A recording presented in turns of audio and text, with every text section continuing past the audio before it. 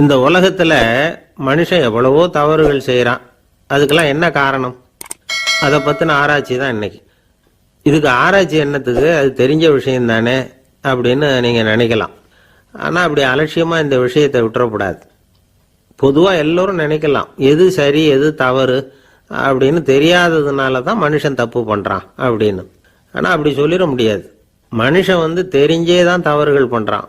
இப்போ உதாரணத்துக்கு ஒரு சாலையில இடது பக்கம் போக வேண்டிய ஒருத்தர் நடுக்கோட்டை தாண்டி வலது பக்கமா வண்டியை ஓடிட்டு போறாருன்னு வச்சுங்க. என்னப்பா இது தப்பு இல்லையா அப்படின்னு அவர்கிட்ட கேட்டா, அதெல்லாம் எனக்கு தெரியும், நீ உன் வேலையை பார்த்துட்டு போ அப்படிம்பார். வலது பக்கமா போறது தப்புன்னு தெரிஞ்சே தான் அவர் அப்படி செய்யறார், அப்படி போறார். பெரிய உத்தியோகத்தில் இருக்கிறவங்க கூட லஞ்சம் வாங்குறாங்க. அவங்களுக்கெல்லாம் லஞ்சம் வாங்குறது தப்புன்னு தெரியலன்னு அர்த்தம். திருடுறது தப்புன்னு தெரியாமலாம் மனுஷன் திருடுறான். நல்லாவே தெரியும். நீங்க வேணும்னா கேட்டு பாருங்க, வேற வழி இல்லை அதனால தான் திருடுறேன்பா. திருடுறது ஒரு புண்ணியமான காரியம்னு திருடனே கூட சொல்ல மாட்டான்.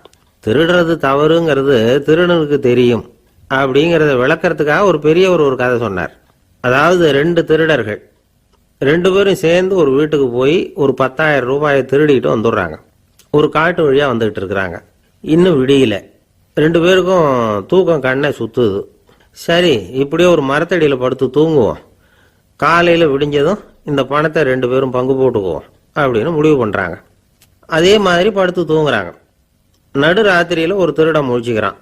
விடிகிற வரைக்கும் காத்துக்கிட்டு இருந்தா 5,000 ரூபா தான் கிடைக்கும், இப்பவே கம்பி நீட்டினா 10,000 ரூபா கிடைக்கும் அப்படின்னு யோசிச்சு பார்த்துட்டு ஒரு முடிவுக்கு வந்தான். மெதுவா அந்த 10,000த்தையும் சுருட்டிக்கிட்டு அடுத்தவனுக்கு தெரியாம ஓடி போயிட்டான். விடியுது. அடுத்தவன் எழுந்திரிச்சு பாக்குறான். பணத்தையும் காணல, பாகஸ்தனையும் காணல. இந்த திருடன் அந்த திருடனை திட்டுறான். திருட்டு பய, அயோக்கிய பய, இப்படி அநியாயமா கிளப்பிட்டு போட்டானே அப்படிங்கிறான். இதுல இருந்து என்ன தெரியுது? தெரியாம எடுத்துக்கிட்டு போறது திருட்டு, அயோக்கியத்தனம், அநியாயம் அப்படிங்கிறது இவனுக்கு தெரிஞ்சிருக்குது. அதனாலதான் அடுத்தவனை பார்த்து இப்படி திட்டுறான். அதனால தெரியாததுனால மனுஷன் தவறு பண்றான்னு சொல்றது சரியில்லை. அப்படின்னா மனுஷன் பண்ற தவறுகளுக்கு உண்மையான காரணம் தான் என்ன? இதே சந்தேகம் அர்ஜுனனுக்கும் வந்துதான். அதனாலதான் அவன் பகவானை பார்த்து கேட்கறான். மனுஷன் தன் விருப்பத்துக்கு விரோதமா ஏதோ ஒரு சக்தியினால பலாத்காரமா இழுக்கப்பட்டது மாதிரி பாவம் பண்றானே, அந்த சக்தி என்ன அப்படின்னு கேட்கறான். இதுக்கு பகவான் பதில் சொல்றார். காமமும் குரோதமும் தான் அந்த சக்திகள், அதாவது ஆசையும் சினமும். இது 2ம் உன்னுடைய எதிரிகள் அப்படிங்கிறத புரிஞ்சுக்கோ அப்படிங்கிறார்.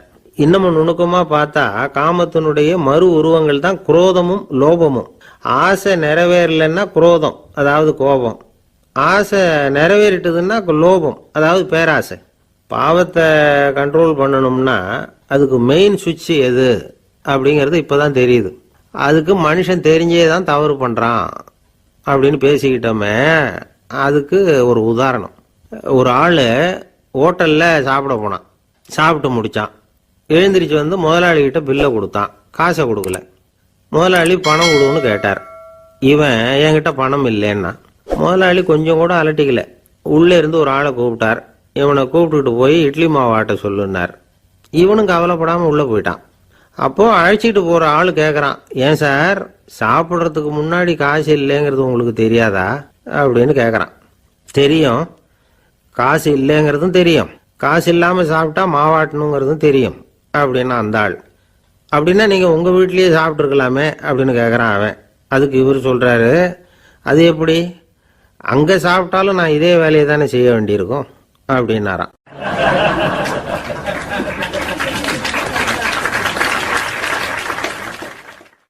நம்மள மாதிரி ஒரு ஆசாமி அவன் நம்மள மாதிரியே கற்பனை பண்ணான். அதாவது நாம தான் இந்த உலகத்துல ரொம்பவும் கஷ்டப்படுறோம், மற்றவங்க எல்லாம் சந்தோஷமா இருக்கிறாங்க அப்படின்னு அவன் நினைச்சுக்கிட்டான். அவன் ஒரு நாள் கடவுளை வேண்டிக்கிட்டானா, சுவாமி இந்த உலகத்துல எவ்வளவோ பேர் இருக்கிறாங்க, ஒவ்வொருத்தருக்கும் ஒவ்வொரு விதமான கஷ்டம் இருக்கலாம், ஒத்துக்கிறேன். இருந்தாலும் எனக்கு அது கொஞ்சம் அதிகமா இருக்கிறது மாதிரி தெரியுது. அதனால நீங்க எனக்காக ஒரு சின்ன உதவி செஞ்சா போதும். அது வேற ஒண்ணும் இல்லை, என்கிட்ட இருக்கிற துயரங்களை இன்னொருத்தர் யாருக்கிட்டையாவது கொடுத்துருங்க, அவர்கிட்ட இருக்கிற துயரங்களை என்கிட்ட மாத்தி கொடுத்துருங்க. ஒரு மியூச்சுவல் டிரான்ஸ்ஃபர், அவ்வளவுதான். அப்படி பண்ணிவிட்டா போதும் அப்படின்னு வேண்டிக்கிட்டானா. அன்னைக்கு ராத்திரியே அவன் ஒரு கனவு கண்டிருக்கான். வானத்திலிருந்து ஒரு குரல் கேட்டிருக்கு. அது என்ன சொல்லிச்சு தெரியுமா? ஏ ஜனங்களே, எல்லாரும் அவங்கவுங்க கஷ்டங்களை ஒரு பையில போட்டு எடுத்துக்குங்க. அப்படி எடுத்துக்கிட்டு நேராக இந்த ஊர் எல்லையில் இருக்கிற கோயிலுக்கு வந்து சேருங்க அப்படின்னு அந்த குரல். ஆஹா, கடவுள் நம்ம பிரார்த்தனைக்கு செவி சாய்ச்சுட்டார் அப்படின்னு சந்தோஷப்பட்டான் இவன். உடனே என்ன பண்ணான், தன்கிட்ட இருந்த கஷ்டத்தையெல்லாம் ஒரு சாக்கு பையில போட்டு எடுத்துக்கிட்டான். வீட்டை விட்டு வெளியில் வந்தான். தெருவில் இறங்கி நடக்கிறான். அங்கே பார்த்தா ஏகப்பட்ட பேர் ஆளுக்கு ஒரு பையை தூக்கிக்கிட்டு கோயிலுக்கு போய்கிட்டு இருக்கிறாங்க. சில பேர் மூட்டையாக கட்டி தலையில் சுமந்துக்கிட்டு போய்கிட்டு இருக்கிறாங்க. இவன் பார்த்தான். இவனுக்கு ரொம்ப ஆச்சரியமாக இருந்தது. ஏன்னா எல்லாரும் வச்சிருக்கிற பைய இவன் பையை விட பெருசாக இருந்தது. இவன் பை தான் இருக்கிறதுலே கொஞ்சம் சின்னதாக தெரிஞ்சுது. இப்போ அவன் மறுபடியும் சாமியை வேண்டிக்கிட்டான். கடவுளே, இப்போ உள்ள சூழ்நிலையை கவனிச்சா என்கிட்ட இருக்கிற பையே பரவாயில்லன்னு தோணுது. அதனால் வேற பை எதையும் மாற்ற வேணாம், இதுவே பரவாயில்ல, இந்த பையோட திரும்பி வீட்டுக்கு போனால் போதும்னு நினைக்கிறேன் அப்படின்னு எதோ நினைக்க ஆரம்பிச்சுட்டான் அவன். எல்லாரும் கோயிலுக்கு போய் சேர்ந்தாங்க. கோயிலில் அந்த குரல் மறுபடியும் கேட்டுது. எல்லாரும் அவங்கவுங்க பைகளை சுகத்தில் தொங்க விடுங்க. திடீர்னு விளக்குகள் அணையும், மணி அடிக்கப்படும், அதுதான் அடையாளம். அந்த சமயத்தில் இருட்டில் உங்களுக்கு வேண்டிய பைய நீங்கள் மாற்றி எடுத்துக்கலாம், தேர்ந்தெடுத்துக்கலாம். வெளிச்சம் இருக்கிறப்பவே உங்களுக்கு பிடிச்ச பைக்கு பக்கமாக பார்த்து நீங்கள் நின்றுக்கலாம் அப்படின்னு சொல்லி விவரம் சொல்லிச்சான் அந்த குரல். அப்படி சொன்னதுக்கு அப்புறம் திடீர்னு விளக்கு அணைஞ்சுது, மணி அடிச்சுது. கொஞ்ச நேரம் கழித்து மறுபடியும் விளக்குகள்லாம் எரிஞ்சுது. இப்போ பார்த்தா எல்லாரும் அவங்கவுங்க பையையே கெட்டியாக பிடிச்சிட்டு நிற்கிறாங்க. இவனும் அப்படியே நிற்கிறான். இவன் மெதுவாக பக்கத்தில் நிற்கிறவங்கிட்ட கேட்டானா, ஏன் நீங்கள் பைய கையிலேயே வச்சுருக்கிறீங்க, செவுத்துல மாட்டலையா அப்படின்னு கேட்டிருக்கான். இல்லைப்பா, நீ ஏன் கையிலேயே வச்சிருக்கிறியோ அதே காரணத்துக்காக தான் நாங்களும் வச்சிருக்கிறோம். நம்ம கவலைகளை பற்றி நமக்கு ஓரளவுக்காவது தெரியும். ஆனால் மற்றவங்க கவலைகள் நமக்கு பரிச்சயம் இல்லாதவை, பழக்கம் இல்லாதது. அதனால் நமக்கு தெரிஞ்ச கவலைகளை சமாளிக்கிறது சுலபம். தெரியாததை சமாளிக்கணும்னா மறுபடியும் ஆரம்பத்திலேருந்து ஆரம்பிக்கணும். அதனால் பழைய நண்பர்களோடு வாழறது தான் மேல் அப்படின்னு நானான். அதுக்கப்புறம் அவன் தன்னோட பையே போதும்னு வீட்டுக்கு திரும்பி வந்துட்டானான். இது ஒரு பெரியவர் சொல்லியிருக்கிற கதை. அதனால் நம்மகிட்ட இருக்கிற கஷ்டங்கள் தான் பெருசு, அதை இன்னொருத்தங்கிட்ட கொடுத்துட்டு மாற்றிக்கலாம் அப்படின்னு நினைக்கிறது தப்பு. இதே மாதிரி இன்னொரு சம்பவம். ஒரு ஊரில் ஒரு நாள் ராத்திரி ஆகாயத்திலிருந்து கடவுள் குரல் கேட்குது. இந்த ஊரில் இருக்கிற ஜனங்கள்லாம் கொஞ்சம் கவனிங்க, உங்களுக்கு ஒரு செய்தி. அதாவது இங்கே இருக்கிற ஜனங்கள்லேயே கொஞ்சம் கூட கவலையே இல்லாத ஆள் யாருன்னு எனக்கு தெரியணும். அதனால் எல்லாரும் அவங்கவுங்க கவலைகளை ஒரு பையில் போட்டு எடுத்துக்கிட்டு கோயிலுக்கு வாங்க அப்படின்னார் கடவுள். உடனே வரிசையாக எல்லாரும் வர ஆரம்பித்தாங்க. எல்லார் கையிலையும் பை இருந்தது, சின்னதும் பெருசுமா. கவலையே இல்லாத ஆள் யாருன்னு தேடினார் கடவுள். ஒரே ஒரு ஆள் மட்டும் கையில் எதுவும் இல்லாமல் வெறும் கையை வீசிக்கிட்டு ரொம்ப ஜாலியாக நடந்து வந்துக்கிட்டு இருந்தான். கடவுள் அவங்ககிட்ட போனார். ஏன்பா உனக்கு கவலையே இல்லையா அப்படின்னு கேட்டார். எனக்கும் சில கவலைகள்லாம் உண்டு அப்படின்னு அவன். எங்கே அதெல்லாம்னு கேட்டிருக்கார் கடவுள். பின்னாடி லாரியில் வந்துக்கிட்டு இருக்கு அப்படின்னு அவன்.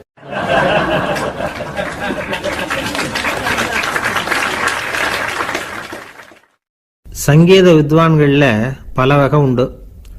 சில குறிப்பிட்ட ராகங்களை பாடுறதுல அவங்களுக்கு பெருமை வர்றது உண்டு. ஆனால் ஒருத்தர் இருந்தார், அவரால் ஒரு ராகத்துக்கே பெருமை வந்தது. அந்த ராகத்தை அவர் வாசித்து கேட்கணும் அப்படின்னு சொல்லுவாங்க. அது என்ன ராகம்னா தோடி ராகம். சரி, அந்த வித்வான் யாருன்னா அவர் தான் திருவாவடுதுறை ராஜரத்னம் பிள்ளை.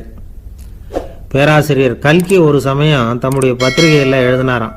அதை அப்படியே படிக்கிறேன் கேளுங்களேன். ஆகா, ஸ்ரீ ராஜரத்னம் பிள்ளையின் தோடி ஆலாபனையை முதலில் கேட்டபோது அவருடைய கற்பனையை விட்டு தள்ளுங்கள்.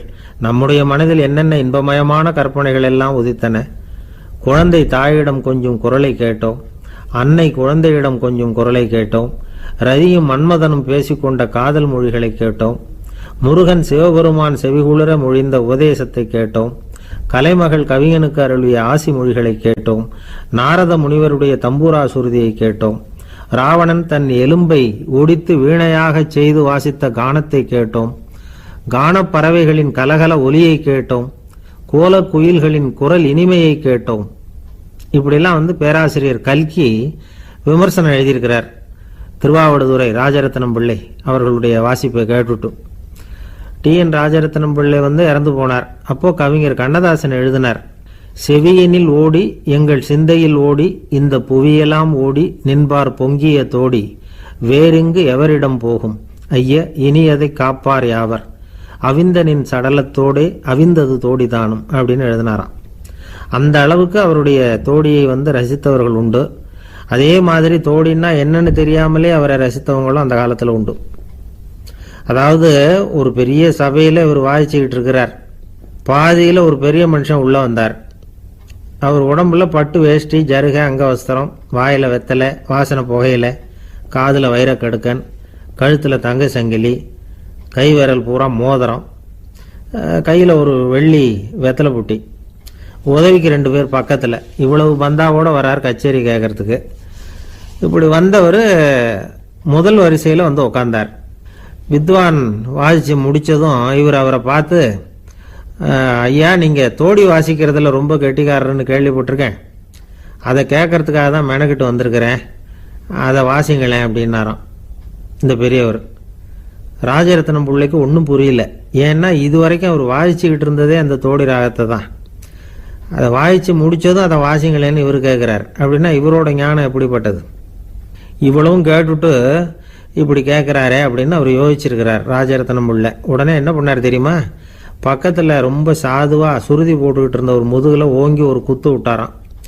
அவருக்கு ஒன்றும் புரியல, எதுக்கு நம்மளை அடிக்கிறார் இவர், நம்மளை குத்துறாரு வித்வான்னு. அவர் அதிர்ச்சியால் இவர் நிமிர்ந்து பார்த்துருக்கார். அப்போ ராஜரத்னம் பிள்ளை சொன்னாராம், ஏய்யா ஐயா பெரிய மனுஷன், என்னுடைய பரம ரசிகர், தோடி ராகம் கேட்கணுங்கிறதுக்காக இவ்வளவு தூரம் வந்திருக்கிறார், முத வரிசையில் உட்காந்துருக்கார். நீ இந்த சமயம் பார்த்து தோடி ராகம் வாசிக்கிற நாதஸ்வரத்தை வீட்டில் வச்சுட்டு வந்துட்டிய, இப்போ ஐயாவுக்காக அந்த ராகத்தை நான் எப்படி வாசிக்கிறது அப்படின்னு சொல்லிவிட்டு மறுபடியும் முதுகில் ஒரு அடி கொடுத்தாராம். அடி வாங்கினவருக்கே சிரிப்பு அடக்க முடியலையா.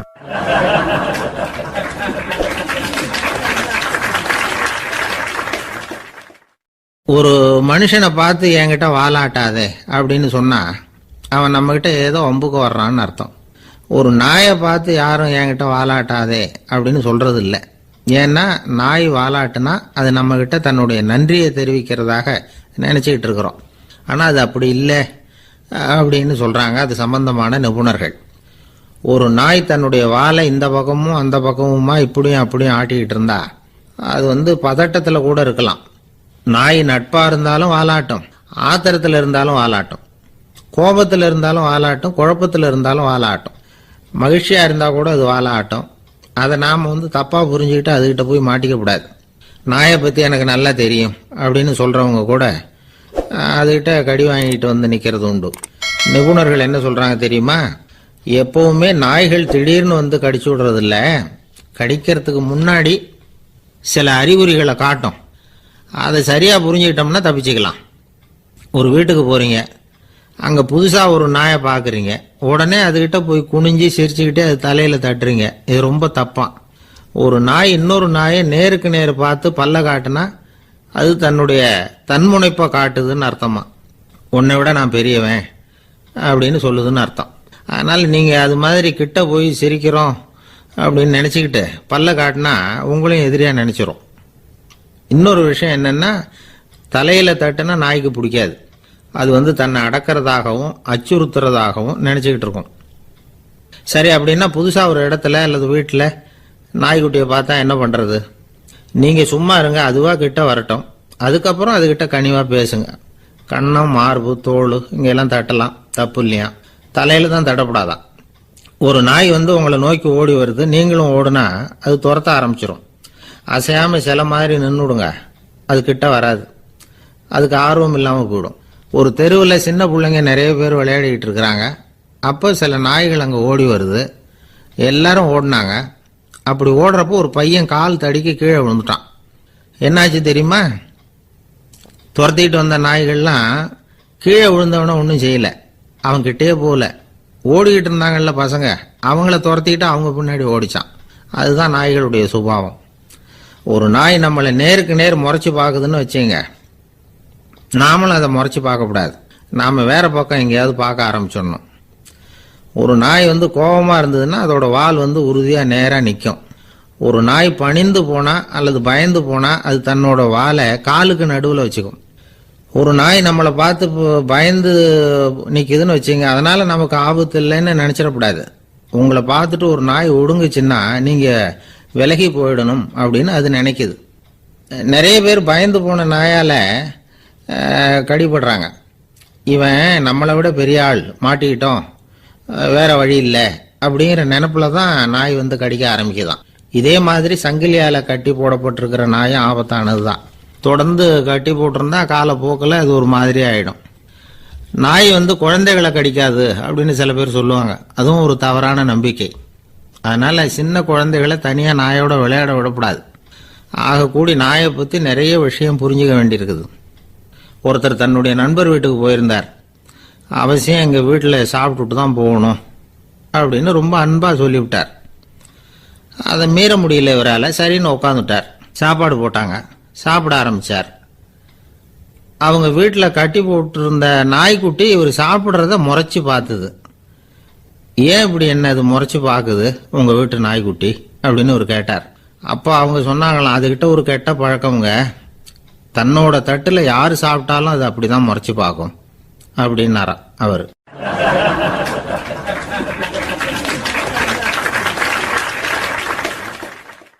அசோக மன்னர் வந்துகிட்டு இருக்கார். அவருடைய ஆலோசகர்கள் எல்லாம் பக்கத்தில் வந்துகிட்டு இருக்கிறாங்க. அந்த சமயத்தில் எதிரில் ஒரு புத்த பிக்ஷு வர்றார். அசோகர் பார்க்கிறார். ஓடி போய் அவர் காலில் விழுந்து வணங்குறார். அசோக மன்னரின் தலை அந்த புத்த துறவியின் பாதத்தில் பட்டுக்கிட்டு இருக்கு. பக்கத்தில் நின்றுகிட்டு இருந்த அமைச்சருக்கு இது ரொம்ப சங்கடமாக போச்சு. ரொம்ப வருத்தப்பட்டார். நம்ம அசோக சக்கரவர்த்தி எப்பேற்பட்டவர், அவரோட தலை ஒரு சன்னியாசியின் பாதத்தில் படுறதா அப்படின்னு நினைச்சு ரொம்ப கவலைப்பட்டார். அரண்மனைக்கு திரும்பினதும் அமைச்சர் மெதுவாக ஆரம்பிச்சார். அரசே, எனக்கு ரொம்ப வருத்தமா இருக்குது அப்படின்னார். எதுக்குன்னார் மன்னர். அசோக சக்கரவர்த்தியின் தலை, அதாவது அந்த சிரம், ரொம்ப மதிப்புமிக்க ஒன்று. அது ஒரு சன்னியாசியின் காலில் படலாமா அப்படின்னார். அசோகர் பதில் சொல்லல, சிரிச்சார், போயிட்டார். அதுக்கப்புறம் ஒரு சரியான சந்தர்ப்பத்துக்காக காத்துக்கிட்டு இருந்தார். ஒரு நாள் அமைச்சரை கூப்பிட்டார். எனக்கு 3 தலைகள் வேணும் அப்படின்னார். சொல்லுங்க, கொண்டுகிட்டு வரேன் அப்படின்னார் அமைச்சர். அசோகர் சொன்னார், முதல்ல எனக்கு தேவையானது ஒரு ஆட்டின் தலை, 2வது ஒரு புலியின் தலை, 3வது ஒரு மனிதனின் தலை. இதுதான் அசோகர் கேட்டது. எங்க இருந்தாலும் கொண்டு வாங்கன்னார். அமைச்சர் புறப்பட்டார். ஆட்டுத்தலை, புலித்தலை கிடைச்சிட்டுது. அப்புறமா ஒரு சுடுகாட்டுக்கு போய் ஒரு மனித தலையும் சேகரம் பண்ணிட்டு ராஜா கிட்ட வந்துட்டார். அரசே, உங்கள் ஆணைப்படி 3 தலைகளையும் கொண்டு வந்திருக்கிறேன்னார். அசோகர் பார்த்தார். ரொம்ப நல்லது, இப்போ இது 3ஐயும் எடுத்துக்கிட்டு போய் சந்தையில் வித்துட்டு வாங்க அப்படின்னார். அமைச்சர் அதுகளை எடுத்துக்கிட்டு சந்தைக்கு போனார். முதல்ல ஆட்டுத்தலை நல்ல விலைக்கு விற்று போச்சு. நல்ல விலை கொடுத்து வாங்கிட்டு போட்டாங்க. அடுத்தபடியாக புலி தலையை ஒருத்தர் வாங்கிட்டார். அதை பாடம் பண்ணி வீட்டில் மாட்டி வைக்கலாமே அப்படின்னு நினச்சி அதையும் வாங்கிட்டு போட்டார். மனித தலையை மட்டும் வாங்கிறதுக்கு யாரும் முன் வரலை. எல்லாரும் அதை பார்த்துட்டு விலகி போக ஆரம்பித்தாங்க. அமைச்சர் திரும்பி வந்தார். அரசே, இந்த தலையை மட்டும் யாரும் வாங்க மாட்டேங்கிறாங்க அப்படின்னார். சரி, பரவாயில்ல, இதை இலவசமாகவே இனாமாவே யாருக்கிட்டையாவது கொடுத்துட்டு வந்துருங்க அப்படின்னார். அமைச்சர் மறுபடியும் சந்தைக்கு போனார். இதை இலவசமாக தரேன், இதை வாங்கிக்கோங்க அப்படின்னார். அப்பவும் அதை யாரும் வாங்கிக்கிறதுக்கு தயாராக இல்லை.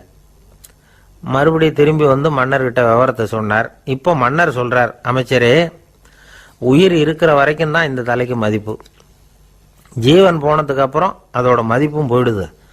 அதனால மதிப்பு இருக்கும் பொழுதே பெரியவர்கள் பாதம் பணிந்து அந்த புனிதத்தை பெற்றுக்கொள்ளணும் அப்படின்னார். பணிவுங்கிறது வேற, அடிமைத்தனம்ங்கிறது வேற. பெரியவர்களை பணிவது நமக்கு பெருமை தரக்கூடிய விஷயம். இதை மனசில் வச்சுக்கிட்டு எப்போ காலில் விழணும், எப்போ காலில் விழக்கூடாது அப்படிங்கிறத முடிவு பண்ணிக்கணும்.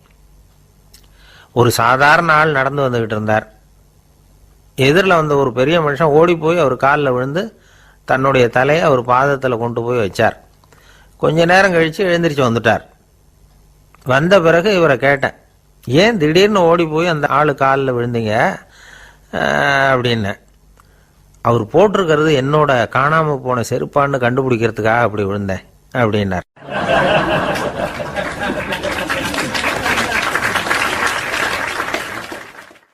இன்பம் துன்பம் இது ரெண்டும் சேர்ந்தது தான் வாழ்க்கை.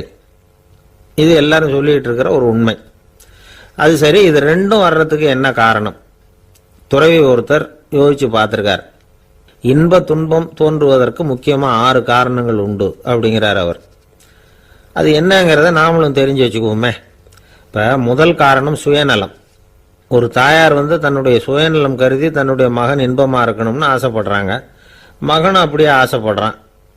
அதனால தாயாரின் இன்ப துன்பங்களை பார்த்துட்டு மகனும் இன்ப துன்பம் அடையறான். அந்த அம்மாவுக்கும் அதே நிலைமை தான். 2வது காரணம் உறவு. நான் துறவியான பிறகு கூட உறவுங்கிற காரணத்தினால தான் தாயாருடைய சுக துக்கங்களை கண்டு நானும் சுக துக்கம் அடைகிறேன். என் தாயாருடைய நிலைமையும் இதுதான் அப்படிங்கிறார் ஒரு துறவி. 3வது காரணம் என்னன்னா அறிமுகம். எனக்கு அறிமுகமான ஒருத்தரை ரயில் நிலையத்தில் சந்திக்கிறேன். அவர் தன்னுடைய பணப்பையை எங்கேயோ தொலைச்சு விட்டு வருத்தப்பட்டு இருக்கிறார். நானும் வருத்தப்படுறேன். அந்த சமயத்தில் யாரோ ஒருத்தர் இதுதானே அவங்க பணப்பை அப்படின்னு சொல்லி கொண்டாந்து நீட்டுறார். பணப்பையை தொலைச்சவர் சந்தோஷப்படுறார். நானும் சந்தோஷப்படுறேன். இது அந்த துறவி சொல்ற அனுபவம். 4வது காரணம் என்னன்னா கருணை. எனக்கு முன்னே பின்ன தெரியாத ஒருத்தனை யாரோ ஒருத்தன் அடிச்சு காயப்படுத்தி போடுறான். கருணை காரணமா நான் அதுக்காக துக்கப்படுறேன். 5வது காரணம் எதையும் நம்புறது. ஒரு பசுமாட்டை ஒரு முரணை அடிச்சுக்கிட்டு இருக்கிறான் அப்படின்னு ஒருத்தர் நம்மகிட்ட சொல்றாருன்னு வைங்க, உடனே நான் துக்கப்படுறேன். இன்னொருத்தர் அந்த முரணனை போலீஸ்காரங்க பிடிச்சிட்டு போயிட்டாங்கன்னு சொல்லி சொல்றாரு. நான் உடனே சந்தோஷப்படுறேன். 3வதா ஒருத்தர் முதல் 2 பேரும் சொன்னது பொய்யுங்கிறார். அப்ப நான் இன்ப துன்பம் ரெண்டுமே இல்லாம நிம்மதியா இருக்கிறேன். இது ஒரு விதம். அடுத்தது 6வது காரணம் என்னன்னா தன்மயமாகுதல். ஒரு நாவல் படிச்சுக்கிட்டு இருக்கிறோம். அதுல வர்ற பாத்திரங்களோட நாம ஒன்றி போயிடுறோம். அதுல வர்ற பாத்திரங்கள் சிரிச்சுதுன்னா நாமளும் சிரிக்கிறோம், அது அழுதுன்னா நாமளும் அழறோம். அதெல்லாம் அந்த துறவி சொல்ற அனுபவ உண்மைகள். இன்ப துன்பம் இது ரெண்டும் தோன்றுவதற்கு சுயநலம், உறவு, அறிமுகம், கருணை, எதையும் நம்புறது, தன்மயமாகிறது, இது எல்லாம் தான் முக்கிய காரணம் அப்படின்னு அவர் சொல்றார். ஆக கூடி ஒட்டு மொத்தமா யோசனை பண்ணி பார்த்தா பிற பொருள்கள் மீது பற்றுதல் காரணமா தான் நாம இன்ப துன்பம் அடையிறோம் அப்படிங்கிறத புரிஞ்சுக்க முடியுது. மனுஷன் இன்ப துன்பம் அடையறதுக்கு 7வது காரணம் கூட ஒன்று உண்டு அப்படின்னு சொல்லிட்டே வந்தார் ஒருத்தர். அது என்ன அப்படின்னு கேட்டோம். அதுதான் சார் இந்த நீங்க சொல்லிட்டு வர்ற இன்று ஒரு தகவல்னார். எப்படி சொல்றீங்கன்னு கேட்டோம்.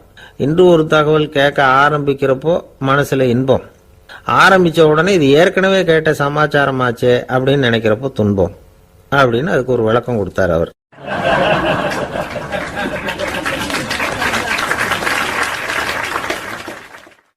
கடற்கரை ஓரமா ஒரு பெரியவர் கையால மணலை கீறிக்கிட்டே உட்காந்துருக்கிறார். என்னத்தையும் தேடிட்டு இருக்கிறது மாதிரி தெரிஞ்சுது. மெதுவா கிட்டத்துல போய் என்னத்தை தேடிட்டு இருக்கிறீங்க அப்படின்னு கேட்டோம். அவரு சாவகாசமா நிமிந்து பார்த்து நிம்மதியை தேடிட்டு இருக்கிறேன்னார். நாங்க ஒரு மாதிரி ஆயிட்டோம். இருந்தாலும் சமாளிச்சுக்கிட்டு, சார் மணல்ல கிழிஞ்சல் தான் கிடைக்கும், நிம்மதி கிடைக்காது அப்படின்னோம். சரி, இன்னைக்கு வசமா நம்மகிட்ட ஒரு ஆள் மாட்டிக்கிட்டார் அப்படின்னு நினைச்சு அவர் பக்கமா போய் உட்காந்துக்கிட்டு கதை சொல்ல ஆரம்பிச்சிட்டோம். ஒரு பெரிய மன்னர் இருந்தார். அவருக்கு எல்லா வசதியும் இருந்தது. இருந்தாலும் ஒரே ஒரு குறை. அது என்னன்னா நிம்மதி இல்லைங்கிற குறை. அரண்மனையில தினமும் கலை நிகழ்ச்சி, நாட்டியம் எல்லாம் நடந்துகிட்டு தான் இருந்தது. இருந்தாலும் நிம்மதி இல்லை. சரி, நிம்மதி எங்க கிடைக்கும் அப்படின்னு தேட ஆரம்பிச்சார். உடனே அதுக்கான முயற்சிகள்ல தீவிரமா இறங்கினார். நாட்டில் உள்ள தத்துவ மேதைகள் எல்லாம் கூப்பிட்டுட்டு வர சொன்னார். எல்லாரும் சேர்ந்தாங்க. அவங்கள பார்த்து நிம்மதி எங்க இருக்குது அப்படின்னு விசாரிச்சார். அவங்களுக்கு அது தெரிஞ்சா ஏன் இப்படி ராஜா முன்னாடி நின்றுட்டு இருக்க போறாங்க? ராஜாவோட கேள்விக்கு ஒவ்வொருத்தரும் ஒவ்வொரு மாதிரி விளக்கம் கொடுக்க ஆரம்பிச்சிட்டாங்க. எந்த பதிலும் ராஜாவுக்கு திருப்தி அளிக்கக்கூடிய அளவுக்கு இல்லை. சரி, போயிட்டு வாங்கன்னு சொல்லி அவங்கள எல்லாம் அனுப்பி வச்சுட்டார். ஒரு நாள் அவர் மாளிகையில உப்பருகையில நின்றுட்டு இருக்கிறார். அந்த சமயத்துல தெருவில் ஒரு பிச்சைக்காரன் ரொம்ப உல்லாசமா பாட்டு பாடிக்கிட்டே போய்கிட்டு இருக்கிறான். குரல்ல ஒரு சந்தோஷம், நடையில ஒரு மிடுக்கு. அவங்ககிட்ட கொஞ்சம் கூட கவலை இருக்கிறதா தெரியல. உடனே ராஜா அதை பார்த்தார். ஏவலாளிகளை கைதட்டி கூப்பிட்டார். உடனே ஓடி போய் அந்த பிச்சைக்காரனை இங்க அழைச்சிட்டு வாங்கன்னு உத்தரவு போட்டார். இவங்க உடனே ஓடி போய் அவனை கூப்பிட்டாங்க. அரண்மனைக்கு வாழ்ந்தாங்க. அவன் வரல. அரண்மனைக்குள்ள அடி எடுத்து வைக்க மாட்டேன்னு சொல்லிவிட்டான். ராஜா கிட்ட விஷயத்தை சொன்னாங்க. அவருக்கு ரொம்ப ஆச்சரியம், இப்படி ஒரு ஆள் இருக்கிறானா அப்படின்னு. சரி, அவன் என்னதான் சொல்றான் அப்படின்னு விசாரிச்சார். இவங்க மறுபடியும் தெருவுக்கு போய் கேட்டாங்க. என்னை பார்க்கணும்னா ராஜா விருப்பப்பட்டாருன்னா அவரை வேணும்னா இங்கே வர சொல்லுங்க அப்படின்னு சொல்லிவிட்டான். அதை ராஜா கிட்ட சொன்னாங்க. அவருக்கு கோபம் வரல. இவ்வளவு சுதந்திர உணர்வோடு இருக்கிறவன் சாதாரண ஆளா இருக்க முடியாது அப்படின்னு நினைச்சார். உடனே கிடுகிடுன்னு இறங்கி தெருவுக்கு வந்தார். பிச்சைக்காரங்கிட்ட போனார். நீ கவலைப்படாம சந்தோஷமா பாடிட்டு போறியே, அது எப்படி முடியுது உன்னால அப்படின்னு கேட்டார். ஏன் அப்படி கேட்குறீங்கன்னு அவன், அதுக்கு இல்லை, எனக்கு அரண்மனையில் எவ்வளவோ சுகபோகங்கள்லாம் இருக்கு, இருந்தாலும் நிம்மதி இல்லை. இது ஏன்னு எனக்கு தெரியல. இந்த தேசத்தில் உள்ள அறிஞர்களை எல்லாம் கூப்பிட்டு கேட்டு பார்த்துட்டேன், அவங்களுக்கும் தெரியல. உன்னை கேட்டால் தெரியும்னு நினைச்சேன், அதனால தான் சந்திக்கிறதுக்கு ஆசைப்பட்டேன். ஆனால் நீ வரமாட்டேன்னு விட்டியே அப்படின்னார். பிச்சைக்காரன் கடகடன்னு சிரிக்க ஆரம்பிச்சுட்டான். மகிழ்ச்சிக்கும் உங்களுக்கும் தடையா இருக்கிறது இந்த மாளிகை தான். இதை விட்டுட்டு வெளியில வந்துட்டா நிம்மதி தேடிட்டு வந்துடும்னா. நான் அரசன், எனக்குன்னு கடமைகள் இருக்கு, அதையெல்லாம் விட்டுட்டு எப்படி வர முடியும்னார் ராஜா. ரெண்டும் ஒரே நேரத்தில் கிடைக்கணுங்கிறது முடியாத காரியம். உங்க சுகபோகத்துக்கு விலையாதான் உங்க நிம்மதியை கொடுத்துக்கிட்டு இருக்கிறீங்க. என்ன பாருங்க, என்கிட்ட எதுவும் இல்லை, அதனால எதுவும் போயிடுமோங்கிற பயமும் இல்லை, நிம்மதியா இருக்கிறேன் அப்படின்னா அவன். ராஜா உடனே சந்தோஷப்பட்டு தன்னுடைய மேலங்கியை எடுத்து அவனுக்கு பரிசா கொடுத்தாரான். அவன் சிரிச்சுக்கிட்டே அதை வாங்க மாட்டேன்னு விட்டானான். இதை நீங்க எனக்கு கொடுக்கறதுனால எந்த பயனும் இல்லை, அதே நேரத்தில் அதை வாங்கிட்டேன்னா அடுத்த வினாடியிலிருந்து அதை எப்படி காப்பாத்துறதுங்கிற கவலை எனக்கு வந்து சேர்ந்துடும், அப்புறம் தூக்கம் வராது, நிம்மதி போயிடும் அப்படின்னானா. சொல்லிவிட்டு அவன் பாட்டுக்கு சந்தோஷமா பாடிக்கிட்டே போயிட்டான். நிம்மதி எங்க இருக்குங்கிறதையும் ராஜா தெரிஞ்சுக்கிட்டார். அந்த இடத்துக்கு தன்னால போக முடியாதுங்கிறதையும் அவர் புரிஞ்சுக்கிட்டார். இப்படி இந்த கதையை அந்த கடற்கரையில மணலை கீறிக்கிட்டே உட்காந்துருந்தார அந்த பெரியவர்கிட்ட சொல்லி முடிச்சோம். அவர் முகத்துல ஒரு தெளிவு தெரிஞ்சது. எங்களை நிமிர்ந்து பார்த்தார். ரொம்ப நன்றிங்க, இப்ப எனக்கு தெரிஞ்சு போச்சு, நிம்மதி வேணும்னா அதுக்கு என்ன பண்ணணும்னு இப்ப நல்லா புரிஞ்சுக்கிட்டேன் அப்படின்னார். என்ன புரிஞ்சுக்கிட்டீங்கன்னு கேட்டோம். இனிமே இந்த பக்கம் வந்தா உங்க கண்ணுல படாத இடமா பார்த்து உட்காரணும்னு புரிஞ்சுக்கிட்டேன் அப்படின்னார்.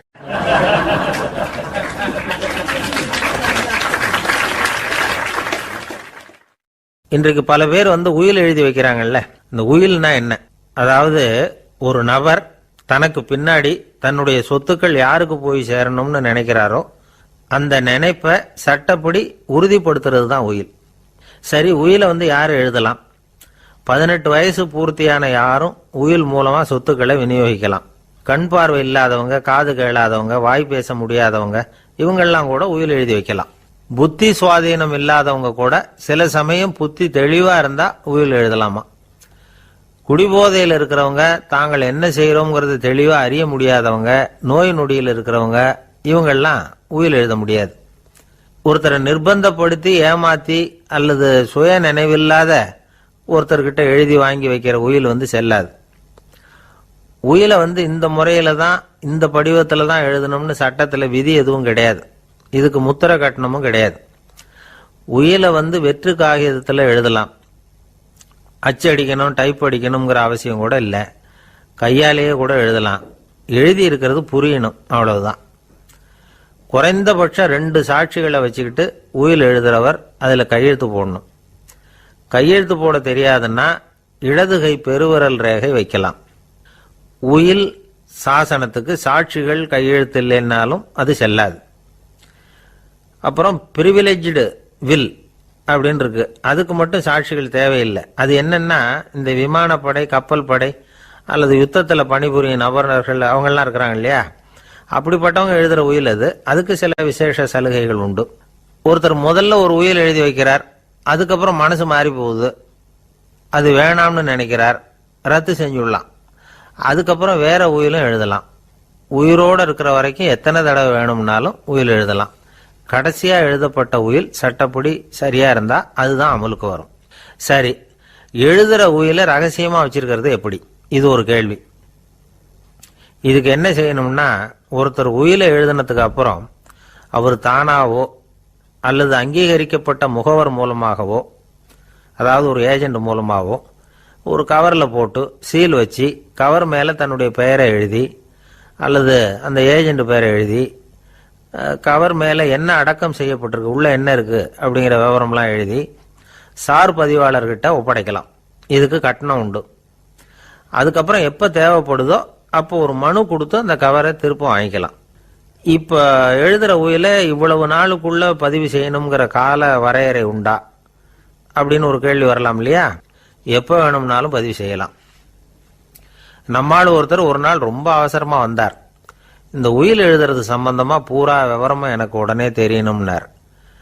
நான் உடனே அவரை வக்கீல் ஒருத்தர்கிட்ட அழைச்சிட்டு போனேன். இவர் அவர்கிட்ட எல்லா விவரமும் கேட்டு தெரிஞ்சுக்கிட்டார். ரொம்ப தேங்க்ஸ்ன்னு சொல்லிவிட்டு 2 பேரும் வெளியில வந்தோம். அதுக்கப்புறம் இவர்கிட்ட கேட்டேன், ஆமா இவ்வளவு விவரமா கேட்குறீங்களே, உங்களுக்கு எத்தனை பிள்ளைங்க சார் அப்படின்னு கேட்டேன். 6 பேர் சார் அப்படின்னார். சரி, இருக்கிற சொத்து எவ்வளவுன்னு கேட்டேன். அதை இனிமே தான் சம்பாதிக்க போறேன் அப்படின்னார்.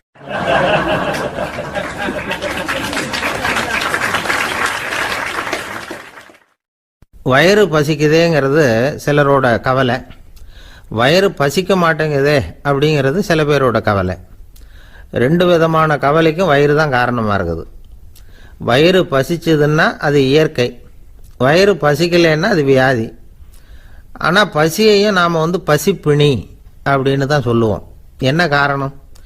வியாதியை போக்க வேண்டியது எவ்வளவு முக்கியமோ அதை விட முக்கியம் பசியை போக்க வேண்டியது. ஒரு சமுதாயத்தில் பசிப்பிணியே இருக்கக்கூடாது, அதுதான் நல்ல சமுதாயம். பசியை போக்கணும்னா சாப்பாடு போடணும், பசியின்மையை போக்கணும்னா வைத்தியம்தான் பண்ணணும். இது சம்பந்தமாக எவ்வளவோ ஆராய்ச்சிகள் நடக்குது, நிறைய மருந்து கண்டுபிடிச்சிருக்கிறாங்க. நம்ம உடம்புல பசியை தூண்டக்கூடிய பகுதி எது, இதை முதல்ல தெரிஞ்சுக்கணும் இல்லையா? நாம் சாப்பிட்ற ஆகாரம் செரிக்கிறதுக்கு எது காரணம் தெரியுமா? நம்ம மூளையோட பின்பகுதி தான் அதுக்கு காரணமாக இருக்குதாம். மூளையின் பின்பகுதியில் நரம்பு செல்களால் ஆன 2 வகையான ஆரக்சின்கள் தான் பசியை உண்டாக்குது அப்படின்னு கண்டுபிடிச்சிருக்கிறாங்க. 2 ஆய்வாளர்கள் இதை கண்டுபிடிச்சிருக்காங்க. அவங்க 2 பேரும் டெக்சாஸ் பல்கலைக்கழகத்தில் ஹார்வர்டு ஹக்ஸ் மருத்துவ கல்வி நிலையத்தில் பணிபுரிகிறவங்களாம். உண்பது தேவைங்கிறது உணரப்படும் போது மூளையின் அந்த குறிப்பிட்ட பகுதி ஆரக்சின் அப்படிங்கிற ஹார்மோன்களை சுரக்கும். அது பசி உணர்வை தூண்டும் அப்படிங்கிறது தான் அந்த ஆய்வாளர்களின் கண்டுபிடிப்பு. இந்த ஆரக்சின் வேற சில உயிரினங்கள்லேயும் உண்டு. இப்போ எலிகளில் கூட இது இருக்குது. அதனால் எலிகளை வச்சு இது சம்பந்தமாக ஆராய்ச்சி பண்ணாங்க. எலிகள் உடம்புல ஆரக்சினை செலுத்தி பார்த்தாங்க. உடனே என்னாச்சு தெரியுமா? அந்த எலியெல்லாம் பசியால் துடிக்க ஆரம்பிச்சுட்டுது. எதையாவது தின்னு பசியை தீர்த்தா போதுங்கிற அளவுக்கு அந்த எலிகள்லாம் அல்லாட ஆரம்பிச்சுட்டுது. இயல்பாக சாதாரணமாக அந்த எலிகள் எவ்வளவு சாப்பிடுமோ அது மாதிரி 8 முதல் 10 மடங்கு அதிகமான ஆகாரத்தை 1 மணி நேரத்துக்குள்ளே சாப்பிட்டு தீர்த்துட்டு தான். சில எலிகளின் மூளையில் இந்த ஆரக்சின் அளவை கட்டுப்படுத்தி பார்த்துருக்குறாங்க. உடனே என்னாச்சு தெரியுமா? அதெல்லாம் சாப்பாட்டை கண்டா முகத்தை திருப்பிட்டு போக ஆரம்பிச்சுட்டு தான். அந்த எலிகளுக்கு பசி எடுக்கலையாம். இந்த ஆராய்ச்சியின் அடிப்படையில் பசியை எடுக்காமல் இருக்கிற மனிதர்களுக்கும் பசியை தூண்ட முடியும் அப்படின்னு சொல்லி ஆராய்ச்சியாளர்கள் தெரிவிச்சிருக்கிறாங்க. ஆக ஆரக்சின் தான் பசிக்கு காரணம்ங்கிறது தெரிஞ்சு போச்சு. சரி, இந்த ஆரக்சின் அப்படின்னா என்ன? அது ஒரு கிரேக்க சொல். அதுக்கு பசின்னு அர்த்தம். நம்ம ஆளுங்களுக்கெல்லாம் பசியை தூண்டுறதுக்கு மருந்து தேவையில்லை, பசியை குறைக்கிறதுக்கு தான் மருந்து தேவை. ஒரு அம்மா டாக்டரை தேடி வந்தாங்களாம். டாக்டர், எங்கள் வீட்டுக்காரருக்கு திடீர்னு அகோர பசி, நிறைய சமைச்சு போடுறேன், அவ்வளவையும் சாப்பிட்டுட்டு கீழே கிடக்கிற குப்பை கூலங்களையும் எடுத்து சாப்பிட ஆரம்பிச்சுடுறார், இது என்னன்னு கவனித்து பாருங்க அப்படின்னாங்களாம். எவ்வளவு நாளாக அப்படி இருக்குதுன்னு கேட்டிருக்காரு டாக்டர். 1 வாரமாக அப்படி இருக்குதுன்னாங்களாம். இவ்வளவு நாளாக ஏன் சும்மா இருந்தீங்க, ஆரம்பத்திலே இங்கே அழைச்சிட்டு வர வேண்டியது தானே அப்படின்னாரான் டாக்டர். அது ஒன்றுமில்லை டாக்டர், வீடு பூரா சுத்தமாகட்டுமேன்னு பார்த்துக்கிட்டு இருந்தேன் அப்படின்னாங்களாம் அந்த அம்மா.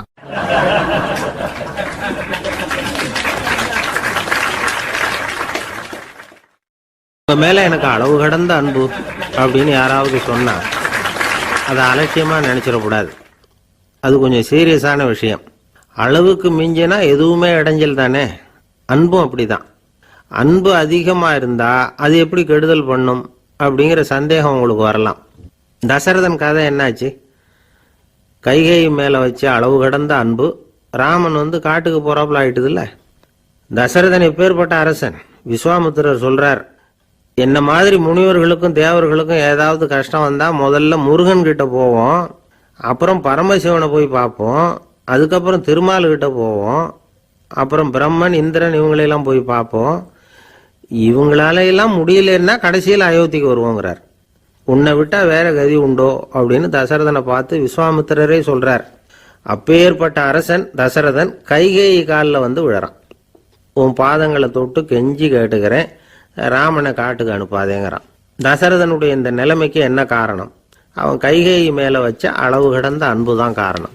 இப்ப சொல்லுங்க, அன்பா இருந்தாலும் அது அளவுக்கு மீறி போனா கெடுதல் பண்ணுமா பண்ணாதா? அது மட்டும் இல்ல, அளவு கடந்த அன்பு நீதிக்கும் நியாயத்துக்கும் புறம்பான காரியங்களையும் செய்ய வச்சிரும்.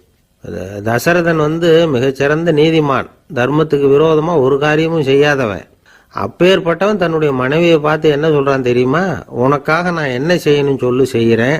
ஒரு குற்றமும் செய்யாத ஒருத்தனை கொல்லணுமா, கொல்றேன். மரண தண்டனை விதிக்கப்பட்ட ஒருத்தனை விடுதலை செய்ய சொல்றியா, செய்யறேன். எந்த பிச்சைக்காரனையாவது கோடீஸ்வரனாக சொல்றியா, ஆக்குறேன்.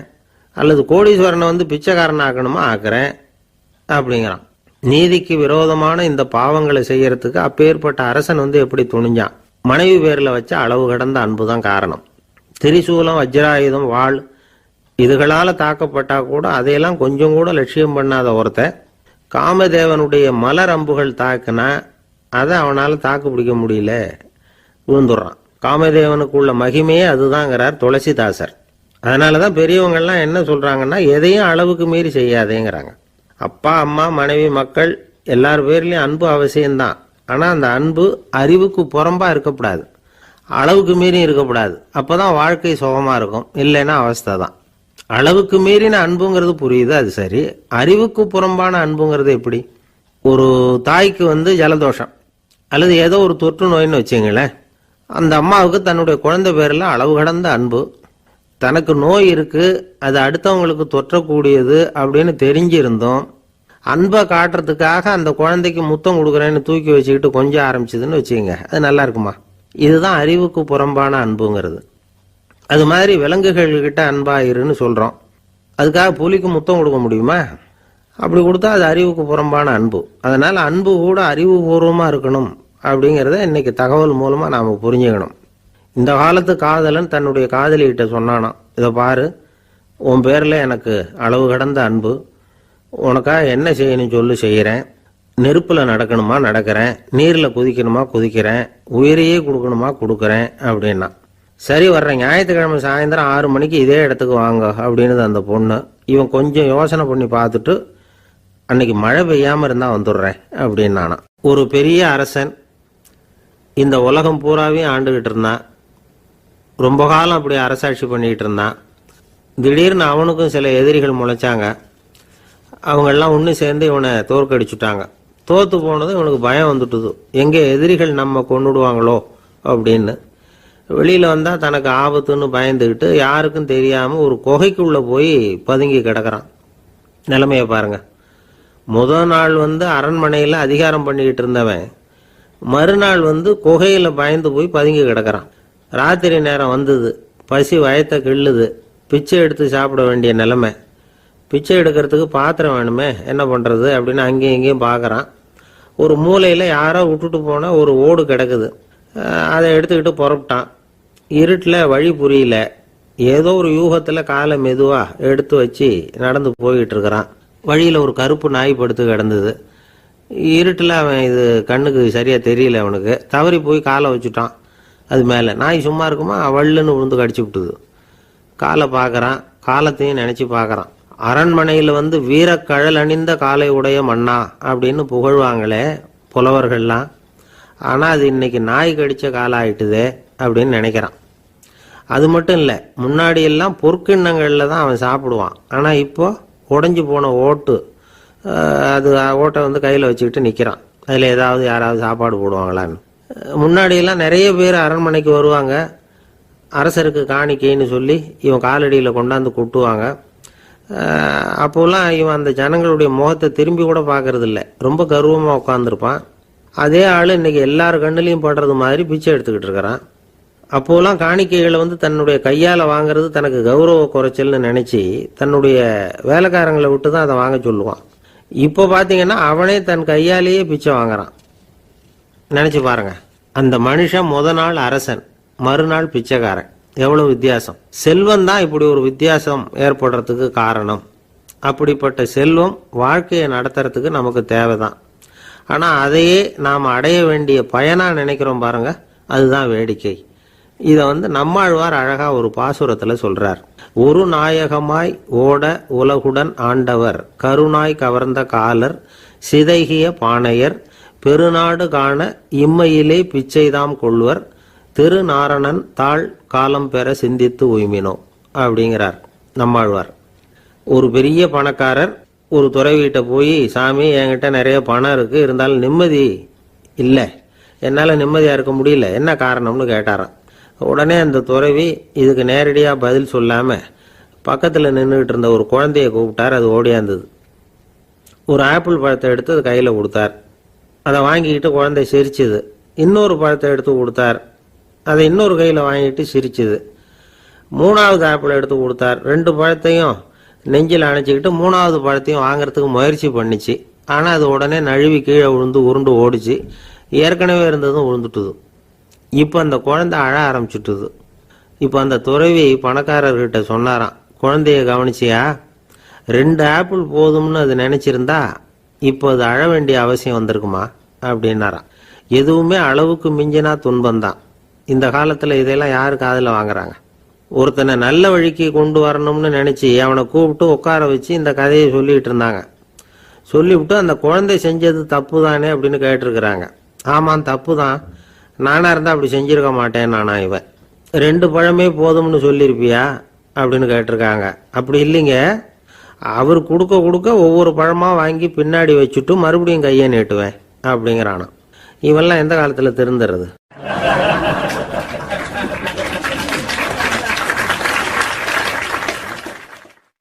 ஒரு பெரிய தத்துவ சிந்தனையாளர் இருந்தார், சுவாங்சு அப்படின்னு பேரு. அவருடைய மனைவி ஒரு நாள் திடீர்னு காலமாயிட்டாங்க. ஐயோ பாவம், அவர் ரொம்ப வருத்தப்படுவார், போய் ஆறுதலாக 4 வார்த்தை பேசிவிட்டு வரலாம் அப்படின்னு நினச்சிக்கிட்டு நிறைய பேர் அவரை தேடிட்டு வந்தாங்களாம். வந்தவங்களுக்கு ஆச்சரியம். ஏன்னா இவர் வருத்தப்பட்டுக்கிட்டு இருப்பார் அப்படின்னு தானே எதிர்பார்த்தாங்க. அப்படி இல்லை, தாளம் போட்டுக்கிட்டு உட்காந்துருக்கிறார். தாளத்துக்கு தகுந்த மாதிரி பாட்டு வேற பாடிக்கிட்டு இருக்கிறார். என்ன மனுஷன் அவர், கொஞ்சம் கூட கவலை இல்லாமல் இப்படி இருக்கிறாரு அப்படின்னு நினைச்சாங்க. ஒருத்தர் துணிஞ்சு அவர்கிட்ட கேட்டுவிட்டார், என்னங்க இது இப்படி அப்படின்னு. அதுக்கு அவர் என்ன சொன்னார் தெரியுமா? இதை பாருங்க, என்னுடைய மனைவி பிறக்கிறதுக்கு முன்னாடி அவளுக்கு உயிரும் கிடையாது, உடலும் கிடையாது. அதுக்கு பிறகுதான் உயிர் வந்தது, உடல் வந்தது, அந்த உருவம் வந்தது. இப்போ என்ன ஆச்சு? அந்த உருவமும் உயிரும் போயிட்டுது, அவ்வளவுதானே. வந்தது போயிட்டுது. இளவேனில் காலம், இலையுதிர் காலம், பனிக்காலம், இப்படி பருவங்கள் மாறி மாறி வருது இல்லையா? அது மாதிரி பிறப்பும் இறப்பும் மாறி மாறி வருது. இது இயற்கை. இதுக்காக அழுதா அது எப்படி அப்படின்னாராம். ஞான தெளிவு அடைஞ்சவங்களுக்கு எல்லாமே சுகம்தான். திருவள்ளுவரும் அதைத்தான் சொல்றார், உறங்குவது போலும் சாக்காடு, உறங்கி விழிப்பது போலும் பிறப்பு. தூங்குறதுக்கெல்லாம் நாம் வருத்தப்பட்டுக்கிட்ட இருக்கிறோமா? இன்னைக்கு தூங்க வேண்டியிருக்குதே, இன்னும் கொஞ்சம் நேரத்தில் நான் தூங்க வேண்டியிருக்கு அப்படின்னு சொல்லி யாராவது அழுதுகிட்டு இருப்பாங்களா? அதனால் இந்த உலக வாழ்க்கையினுடைய இயல்பை யதார்த்தத்தை நாம் தெளிவாக புரிஞ்சுக்கணும். அப்படி புரிஞ்சுக்கிட்டா நாம் கவலை இல்லாமல் வாழ முடியும். ஒரு வயசான தாத்தா பாட்டி 60 வருஷத்துக்கு முன்னாடி அவங்களுக்கு கல்யாணம் ஆச்சு. ஒன்றாவே வாழ்ந்தாங்க, ஒன்றாவே இறந்து போனாங்க. இப்போ அவங்க 2 பேரும் சொர்க்கத்துக்கு போய் சேர்ந்தாங்க. அங்கே எல்லா வசதியும் இருந்தது. ஒரு பெரிய பங்களாவே இவங்களுக்கு ஒதுக்கி கொடுத்தாங்களாம். இதுக்கு எவ்வளவு வாடகைன்னு கேட்டார் தாத்தா. வாடகையெல்லாம் கிடையாது, இலவசம் அப்படின்னார் அங்கே இருந்தவர். அந்த வீட்டுக்கு பின்னாடி ஒரு பெரிய புல்வெளி இருந்தது. இதில் விளையாட ஏதாவது கட்டணம் உண்டான்னு கேட்டிருக்கார் தாத்தா. அதெல்லாம் ஒன்றும் கிடையாது, பணம்லாம் கட்ட வேண்டியதில்லை அப்படின்னார் அவர். பக்கத்தில் ஹோட்டல் மாதிரி ஒரு பெரிய கட்டடம், உள்ள சாப்பாட்டு மேஜைகள், அது மேலே விதவிதமான பலகாரங்கள். சாப்பாட்டுக்கெல்லாம் எவ்வளவு அப்படின்னு விசாரிச்சாராம் தாத்தா. அதுதான் சொன்னேனே, இங்கே எல்லாமே இலவசம்தான், எது வேணும்னாலும் சாப்பிட்லாம், எவ்வளவு வேணும்னாலும் சாப்பிட்லாம் அப்படின்னாராம். நீங்கள் சொல்கிறீங்க அப்படி, ஆனால் நான் சர்க்கரை சேர்த்துக்கக்கூடாது, உப்பு சேர்த்துக்கக்கூடாது, பாட்டி கையால் எப்பவும் பத்திய சாப்பாடு தான் அப்படின்னாராம் தாத்தா. இதை பாருங்க, இங்கே உங்களுக்கு அந்த கவலையும் வேண்டியதில்லை. இங்கே நீங்கள் ஸ்வீட்டு சாப்பிட்லாம், காரம் சாப்பிட்லாம், உங்களுக்கு எந்த நோயும் வராது அப்படின்னாராம் அங்கே சொர்க்கத்தில் இருந்தவர். இதை கேட்ட உடனே அந்த தாத்தா பக்கத்தில் நின்ன பாட்டியை பார்த்து கத்தினாராம், அடி பாவி, எல்லாத்தையும் கெடுத்துட்டிய, நீ எனக்கு பத்திய சாப்பாடு போடாமல் கண்டதை திங்க விட்டுருந்தா 10 வருஷத்துக்கு முன்னாடியே நான் இங்கே சேர்ந்துருப்பேனே அப்படின்னாராம்.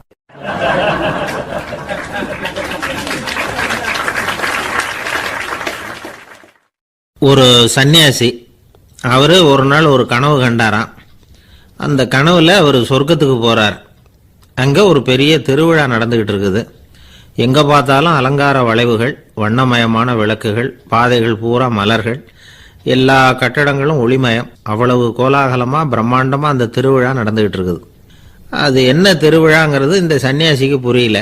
அங்க எதிரில் வந்துகிட்டு இருந்த ஒருத்தரை நிறுத்தி, என்ன விசேஷம் இங்க அப்படின்னு விசாரிச்சாராம். உனக்கு தெரியாத விஷயம், இன்னைக்கு இறைவனுக்கு பிறந்த நாள், அதை தான் எல்லாரும் சேர்ந்து கொண்டாடுறோம். இதுக்காக பிரம்மாண்டமான ஊர்வலம் ஒன்று வரப்போகுது, இறைவனே அந்த ஊர்வலத்தில் கலந்துகிறார் அப்படின்னார் அவர். உடனே அந்த சன்னியாசி ஒரு மரத்து நிழல்ல ஒதுங்கி நின்றுக்கிட்டார். ஊர்வலம் வந்துகிட்டு இருக்குது. முதல்ல ஒரு குதிரை வந்துகிட்டு இருக்கு, அது மேலே ஒருத்தர் உட்காந்துருக்கிறார். அவருக்கு பின்னாடி நிறைய பேர் கூட்டமாக வந்துகிட்டு இருக்கிறாங்க. இவ்வளவு கூட்டம் இவர் பின்னாடி வருதே, யார் இவர் அப்படின்னு கேட்டார்.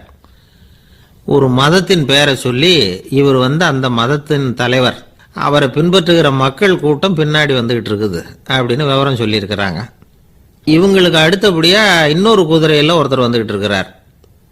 அவருக்கு பின்னாடி ஏகப்பட்ட கூட்டம். இவர் யாருங்க அப்படின்னு கேட்டிருக்கார் சன்னியாசி. அங்கே இருக்கிறவங்க விவரம் சொல்லியிருக்கிறாங்க. இன்னொரு மதத்தின் பெயரை சொல்லி, இவர் அந்த மதத்தினுடைய தலைவர், அவர் வழியை பின்பற்றுகிறவர்கள் அவர் பின்னாடி கூட்டமாக வந்துகிட்டு இருக்கிறாங்க அப்படின்ட்டு இருக்காங்க. இப்படி ஒவ்வொருத்தராக குதிரை மேலே வந்துக்கிட்டே இருக்கிறாங்க. அவங்கள பின்பற்றியும் ஒவ்வொரு கூட்டம் வந்துக்கிட்டே இருக்குது. அந்த பெரிய ஊர்வலம் அது பாட்டுக்கு போய்கிட்டு இருக்குது. கடைசியாக அது முடிஞ்சது ரொம்ப நேரம் கழிச்சு. அதுக்கப்புறம் கொஞ்சம் நேரம் கழித்து ஒரு வயசான ஆள் குதிரை மேலே வந்துக்கிட்டு இருக்கிறார். ஆனால் அவருக்கு பின்னாடி யாருமே இல்லை. அவர் பரிதாபமாக தனியாக வந்துக்கிட்டு இருக்கிறார். அவர் அந்த ஊர்வலத்தை சேர்ந்தவரா இல்லையாங்கிறதே தெரியல. இவர் யாரு, இவர் ஏன் இப்படி தனியாக வந்துக்கிட்டு இருக்கிறார் அப்படின்னு கேட்டிருக்கார் அந்த சன்னியாசி. என்னது இப்படி கேட்குறீங்க, இவர் தான் கடவுள், இவருக்காக தான் இன்னைக்கு இந்த ஊர்வலமே நடக்குது, இவருக்கு தான் இன்னைக்கு பிறந்த நாள், முன்னாடி போகிற ஊர்வலம் பூரா இவருடைய பிறந்த நாளை கொண்டாடுறதுக்காக தான் அப்படின்ட்டு இருக்காங்க. இதை கேட்டதும் அந்த சன்னியாசிக்கு திடுக்குன்னு தூக்கி போட்டிருக்கு. இது வரைக்கும் கனவு கண்டுகிட்டு இருந்தவர் முடிச்சுக்கிட்டார். அதுக்கப்புறம் தான் யோசிச்சு பார்த்துருக்கார். உண்மைதான், மக்கள் எல்லாரும் பக்தி மார்க்கத்தில் போகிறதா நினச்சிக்கிட்டு பாதை மாறி போயிட்டு இருக்கிறாங்க. கடவுளை பின்பற்றுவதாக நினைக்கிறாங்க பக்தர்கள். ஆனால் கடவுளுக்கு பின்னாடி யாருமே இல்லை. இன்னமும் இயல்பாக இதை பற்றி யோசிச்சு பார்த்தா, உண்மைக்கு பின்னாடி தான் நான் போய்கிட்டு இருக்கேன் அப்படின்னு நிறைய பேர் சொல்கிறாங்க. ஆனால் அந்த உண்மை அனாதையாக போய்கிட்டு இருக்குது. அப்படி ஆயிட்டுது உலகம்.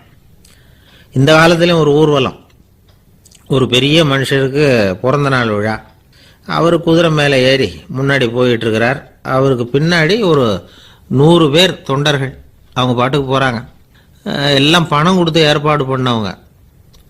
எல்லாம் பணம் வாங்கிட்டு பின்னாடி போயிட்டு இருக்கிறாங்க. கொஞ்சம் தூரம் நடந்ததும் கால் வலிக்க ஆரம்பிச்சுட்டுது. ஒவ்வொருத்தரும் அப்படியே ஒதுங்க ஆரம்பிச்சுட்டாங்க. அதான் முன்னாடியே பணம் கிடைச்சிட்டுதே, இனிமேல் ஒதுங்கினா என்னன்னு ஒதுங்கிட்டாங்க. ஒரு கட்டத்தில் குதிரையில் போகிறவர் தற்செயலாக திரும்பி பார்க்குறாரு, பின்னாடி யாருமே இல்லை, எல்லாரும் ஓடி போயிட்டாங்க. ஒரே ஒரு ஆள் மட்டும் ரொம்ப விசுவாசமாக பின்னாடி நடந்து வந்துக்கிட்டு இருந்தான். ஏன்ப்பா நீ மட்டும் வந்துக்கிட்டு இருக்கிறியே, நீ வீட்டுக்கு போகலையான்னு கேட்டிருக்காரு அவர். நீங்கள் அந்த குதிரையையும் அதுக்குள்ள வாடகை பணத்தையும் கொடுத்துட்டீங்கன்னா நானும் போயிடுவேன் அப்படின்னு நானா இந்த ஆள்.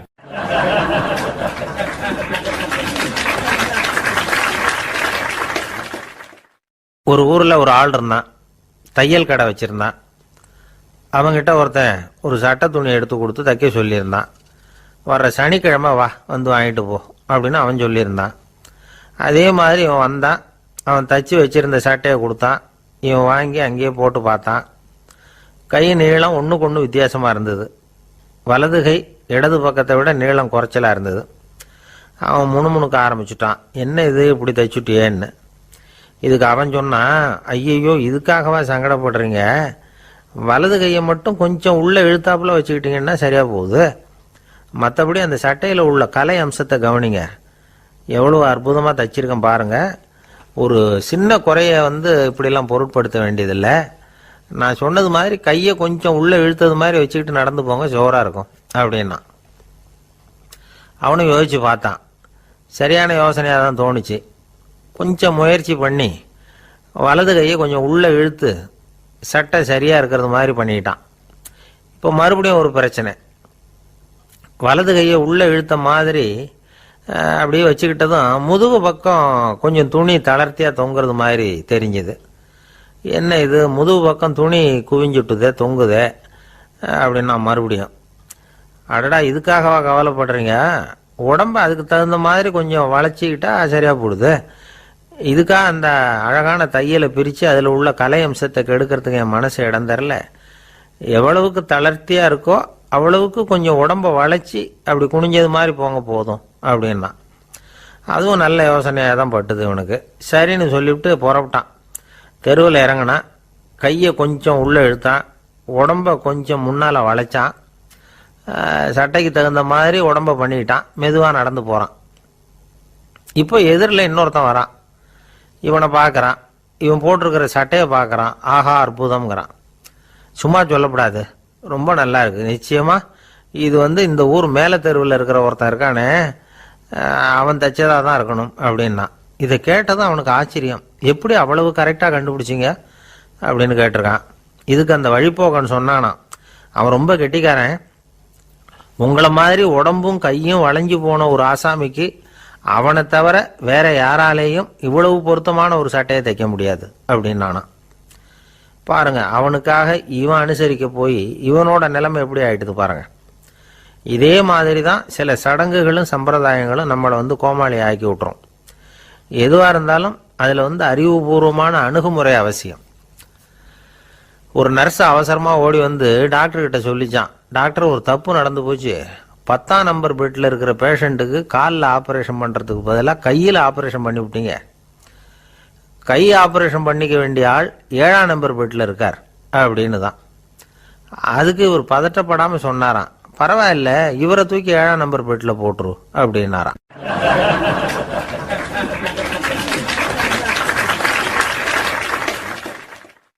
ஒரு மாணவனை பார்த்தேன்.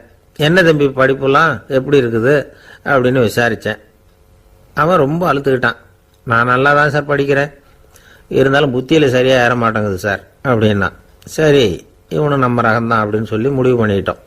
கல்வி கற்கக்கூடிய ஒரு மாணவன் சம்பந்தப்படுற புத்திகள் பல வகை. அதை பற்றி ஒரு பெரியவர் விளக்கி இருக்கிறார்.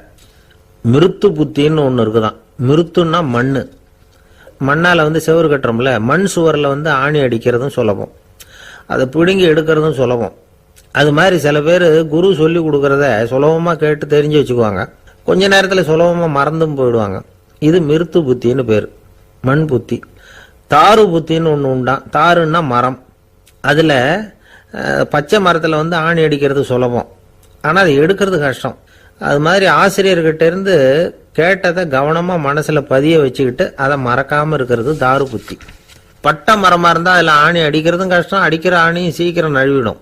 அது மாதிரி கேட்குற விஷயம் மனசில் பதியறதும் கஷ்டம். அப்படியே பதிஞ்சாலும் அது நீடிச்சு இருக்கிறதும் கஷ்டம், கொஞ்ச காலத்தில் மறந்துடும். இன்னொரு வகை புத்தி ஒன்று உண்டு. அதுக்கு பேர் சிலா புத்தின்னு பேர். சிலான்னா கல். ஒரு கருங்கல்லில் 4 துளையை போட்டு ஒரு துளையில உளிய வச்சு அடிச்சா மற்ற துளை வழியாகவும் பிளந்து கல் 2ஆயிடும்.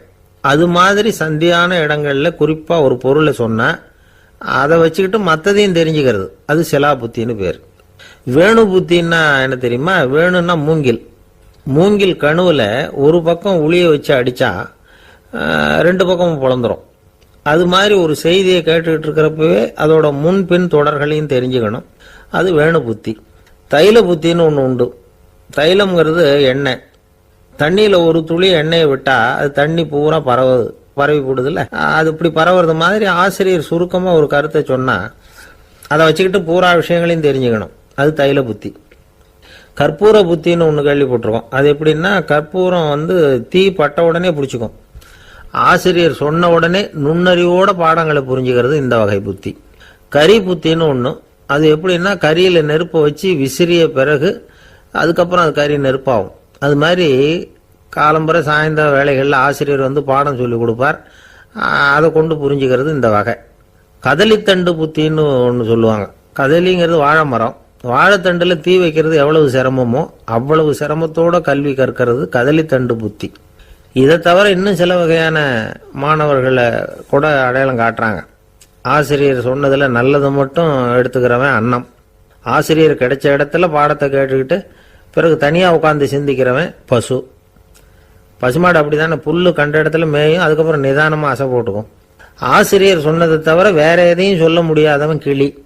பல இடங்களில் பாடங்கள் கேட்டு கடைசியில் ஒன்றும் புரியாமல் போகிறவன் ஆடு. ஆடு ஒரு செடியில் வயிறார மேயாது, ஒரே செடியில் இக்கரைக்கு அக்கறை பச்சைன்னு அங்கேயும் இங்கேயும் அலைஞ்சிக்கிட்டே இருக்கும். சில பேருக்கு எருமைன்னு பேர். எருமை எப்படின்னா குளத்து நீரை கலக்கி தான் குடிக்கும். அது மாதிரி ஆசிரியர் மனசை நோக செய்து பயில்கிற மாணவர்கள்லாம் இந்த ரகம். இவ்வளவுலாம் இருந்தாலும் இந்த காலத்து மாணவர்கள்லாம் ஒரு தனி ரகம். ஒரு ஆசிரியர் வகுப்புல பாடம் நடத்திக்கிட்டு இருந்தார். இலக்கண வகுப்பு.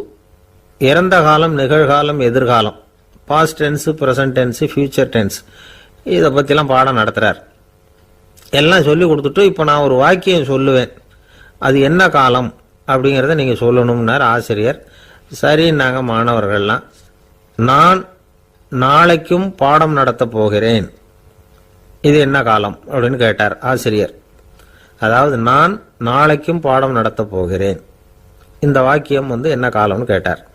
ஒரு பையன் மெதுவாக எழுந்திரிச்சு சொன்னான், இது எங்க போதாத காலம் சார் அப்படின்னு சொல்லிவிட்டு உட்காந்துட்டானா.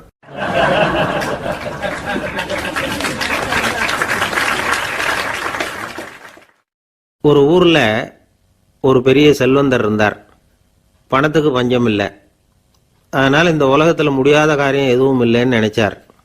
பணம் இருந்தாலே அந்த நினைப்பு தானா வந்துடும். அதனால இவரும் அப்படி நினைச்சதுல ஒன்றும் தப்பு இல்லை. அந்த ஊருக்கு குருநானக் ஒரு தடவை வந்தார். அவருக்கு இந்த செல்வந்தர் ரொம்ப பிரமாதமா ஒரு வரவேற்பு கொடுத்தார். ஊர் எல்லையிலேயே எங்க வீட்டுக்கு விருந்து சாப்பிட்டுட்டு போகணும்னு கேட்டுக்கிட்டார். அவரும் சரின்னு ஒத்துக்கிட்டார். உடனே தன்னுடைய பங்களாவில் ஒரு பெரிய விருந்துக்கு ஏற்பாடு பண்ணார்.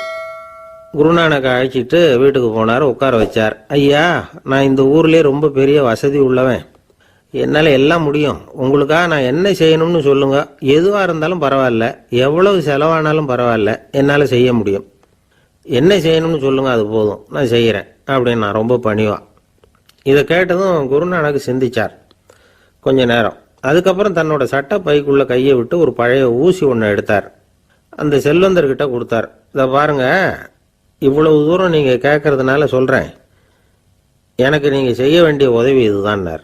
ஊசிய கையில வாங்கிக்கிட்டு இதை என்ன செய்யணும் சொல்லுங்க அப்படின்னார் அவரு. நீங்க செய்ய வேண்டியது என்னன்னா, இந்த ஊசியை பத்திரமா வச்சிருக்கணும். நாம 2 பேரும் இறந்து போனதுக்கு பின்னாடி இன்னொரு உலகத்துல நாம சந்திக்கக்கூடிய வாய்ப்பு இருக்குது. அப்போ இந்த ஊசியை என்கிட்ட கொண்டாந்து கொடுக்கணும். இதுதான் நீங்க எனக்காக செய்ய வேண்டிய உதவி அப்படின்னார் குருநானக் லேசா சிரிச்சுக்கிட்டே. இதை கேட்ட உடனே இந்த பெரியவர் முழிக்க ஆரம்பிச்சிட்டார். அது எப்படிங்க, நான் சாகிறப்ப எப்படி இந்த ஊசியை எடுத்துக்கிட்டு இன்னொரு உலகத்துக்கு வர முடியும்னார். ஊசி மாதிரி ஒரு சின்ன பொருளை கூட இந்த உலகத்தை விட்டு நாம போறப்ப எடுத்துட்டு போக முடியாதுங்கிறப்போ உங்களோட செல்வத்தையெல்லாம் எப்படி அங்க எடுத்துட்டு வர போறீங்க அப்படின்னு கேட்டார் குருநானக். அதுக்கப்புறம் தான் அந்த பெரியவர் யோசிக்க ஆரம்பிச்சாராம். குருநானக் சொல்றார், இதை பாருங்க, நாம செய்யற நல்லது கெட்டது தான் கடைசி வரைக்கும் நம்ம கூட இருக்கும். அடுத்தவங்க நல்லா இருக்கணுங்கிறதுக்காக பொருளை செலவு செய்யணும்.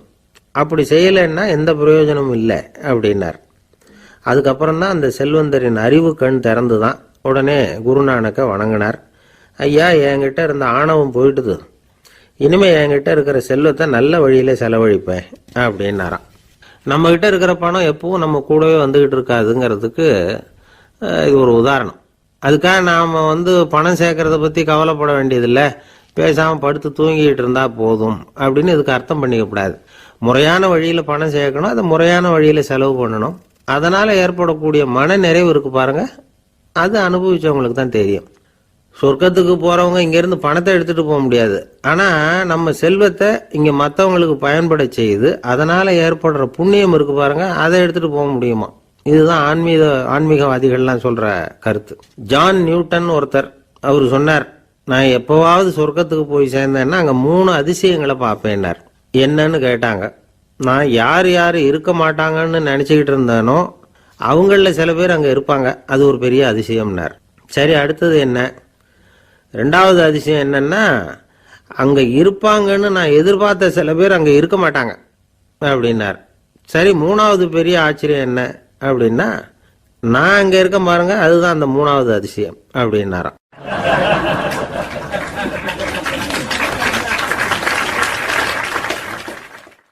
ஒருத்தர் ஓடி வந்தார். இன்னொருத்தரை பார்த்து, சார், உங்க சைக்கிளை ஒரு நாள் இரவல் கொடுங்களேன், பக்கத்து ஊருக்கு போயிட்டு வர வேண்டியிருக்கு அப்படின்னார். இவர் சைக்கிளை கொடுத்து பத்திரமா கொண்டுகிட்டு போங்கன்னார். சார், இதை பத்திரமா கொண்டு போறேன், கவலையே வேணாம், ஏன்னா இது உங்களோட சைக்கிள் அப்படின்னு நான் நினைக்கல, என்னோட சைக்கிளா நினைக்கிறேன் அப்படின்னார். அதுக்கப்புறம் தான் இவருக்கு உண்மையாவே பயம் வந்துட்டுது. ஏன்னா அவர் சொன்னது மாதிரி அதை தன்னோட சைக்கிளாவே நினைச்சு தள்ளிட்டு போட்டா என்ன பண்றது? எது எதை நம்முடையதா நினைக்கணுங்கிறதுக்கு ஒரு வரையறை இருக்கு. சில பேர் ஆபீஸையே வீடா நினைச்சு விடுறது உண்டு. அப்படிப்பட்டவங்க கூட வீட்டை ஆபீஸா நினைக்கிறது இல்லை. ஏன்னா வீட்டில் இவர் ஆபீஸரா நடந்துக்க முடியறதில்ல. இதெல்லாம் ஒரு பக்கம் இருக்கட்டும். இப்போ விஷயத்துக்கு வருவோம். பொறியியல் மேதை டாக்டர் விஸ்வேஸ்வரய்யா இருந்தார் இல்லையா, பாரத ரத்னா விருதெல்லாம் கொடுத்தாங்களே. ஆபீஸ் வேலை வேற, சொந்த வேலை வேற அப்படிங்கிறதுக்கு ஒரு உதாரணமா இருந்தவர் அவர். மைசூர் மகாராஜா கிட்ட திவானா இருந்தார். அவர் ஒரு நாள் அரசாங்க வேலை காரணமா வெளியூர் போயிருந்தார். ஹாசன்கிற ஊருக்கு பக்கத்துல ஒரு பயண மாளிகை, அங்க தங்கிவிட்டார். ராத்திரி அங்க தங்கி இருந்துட்டு விடிஞ்சதும் ஊருக்கு திரும்புறதாக திட்டம். ராத்திரி தூங்கறதுக்கு ரொம்ப நேரம் ஆயிட்டுது. ரொம்ப நேரம் வரைக்கும் அரசாங்க சம்பந்தப்பட்ட வேலைகளையே பார்த்துக்கிட்டு இருக்கிறார். அரசாங்க ஃபைல்கள் நிறைய இருந்தது. அதையெல்லாம் ஒவ்வொன்றா எடுத்தார், படித்து பார்த்தார், பரிசீலனை பண்ணார். அதில் எழுத வேண்டியதை எழுதினார், கையெழுத்து போட்டார். ஒரு வழியாக அந்த வேலையெல்லாம் முடிஞ்சுது. அதுக்கப்புறம் என்ன பண்ணார்னா, தன்னுடைய சூட்கேஸை திறந்தார். அதிலிருந்து 2 மெழுகுவத்தியை எடுத்து கொளுத்தி வச்சார். அந்த பயண மாளிகையில் அது வரைக்கும் எரிஞ்சுக்கிட்டு இருந்த மின்சார விளக்குகளை அணைச்சுட்டார். அதுக்கு பிறகு அந்த மெழுகுவத்தி வெளிச்சத்தில் சில புத்தகங்களை தொடர்ந்து படிக்க ஆரம்பிச்சிட்டார். அந்த பயண மாளிகையில் பணியாளராக இருந்தவர் இதை பார்த்துட்டு ஓடி வந்தார். மறுபடியும் மின் விளக்க போடுறதுக்காக போனார். விஸ்வேஸ்வரய்யா அதை பார்த்துட்டு போட வேணாம்ட்டாராம். இது வரைக்கும் நான் அரசாங்க அலுவல்களை கவனிச்சுக்கிட்டு இருந்தேன், அதனால மின் விளக்குகள் அப்போ எரிஞ்சதில் தப்பு இல்லை. இப்போ நான் புத்தகம் படிச்சுக்கிட்டு இருக்கேன், இது என்னுடைய சொந்த வேலை. இங்கே இருக்கிற மின் விளக்கு அதுக்காக ஏன் எரியணும் அப்படின்னு கேட்டாராம். இப்போ இருக்கிற சில அரசு பணியாளர்கள்கிட்ட இந்த சம்பவத்தை பேச்சோட பேச்சா சொல்லி பார்த்தேன். அவங்களால இதை ஜீரணிக்கவே முடியல. நேர்மை தேவைதான் சார், அதுக்காக அவ்வளவு தூரத்துக்கு அது தேவையா அப்படிங்கிறாங்க. விஸ்வேஸ்வரய்யா அப்படி பண்ணினது தான் ஒரு நேர்மையாளர் அப்படின்னு இந்த உலகத்துக்கு நிரூபிக்கணுங்கிறதுக்காக இல்லை. தான் அப்படி நடந்து காட்டினா தன்னை சுற்றி இருக்கிறவங்களும் அதை கேள்விப்படுறவங்களும் முடிஞ்ச அளவுக்கு பொது வாழ்க்கையில், அரசு பணியில் நேர்மையை கடைபிடிக்க முயற்சி பண்ணலாமே அப்படிங்கிறதுக்காகத்தான். இப்போவும் சில பேர் இருக்கிறாங்க, இவங்க ஆஃபீஸ் வேற வீடு வேறன்னு நினைக்கிறது இல்லை, அவ்வளோ உரிமை. ஒருத்தர் அப்படிதான், அவருக்கு அவசரமாக 5000 ரூபா தேவைப்பட்டது. ஆஃபீஸு பணத்தை எடுத்துக்கிட்டார். அந்த நேரம் பார்த்து ஆடிட் வந்துட்டுது, ஆப்பிட்டுக்கிட்டார். விசாரணை நடக்குது. அவர் சொல்கிறார், சார் நான் நேரம் காலம் பார்க்காம ஆஃபீஸில் வேலை செய்வேன், ஏன்னா அதை என்னோட ஆஃபீஸாக நினைக்கிறேன். அவசரத்துக்கு அந்த பணத்தை எடுத்தேன், மறுபடியும் வச்சுடலாம்னு தான் இருந்தேன், அதுக்குள்ளே இப்படி ஆயிட்டுது. நீங்கள் என்ன நினைச்சாலும் சரி, நான் ஆஃபீஸ் வேற வீடு வேற அப்படின்னு நினைக்கிறது இல்லை, அது என்னோட சுபாவம் அப்படின்னார். விசாரணை பண்ணவர் தீர்ப்பு வழங்கினார். உங்கள் சுபாவத்துக்கு மதிப்பு கொடுத்து நானும் தீர்ப்பு வழங்குறேன். நீங்கள் கொஞ்ச நாள் ஜெயிலில் இருந்துட்டு வாங்க, அது உங்களுக்கு கஷ்டமாக இருக்காதுன்னு நினைக்கிறேன். ஏன்னா அங்கே போனாலும் நீங்கள் உங்கள் சுபாவப்படி வீடு வேற ஜெயில் வேறன்னு நினைக்க மாட்டீங்க அப்படின்னாராம்.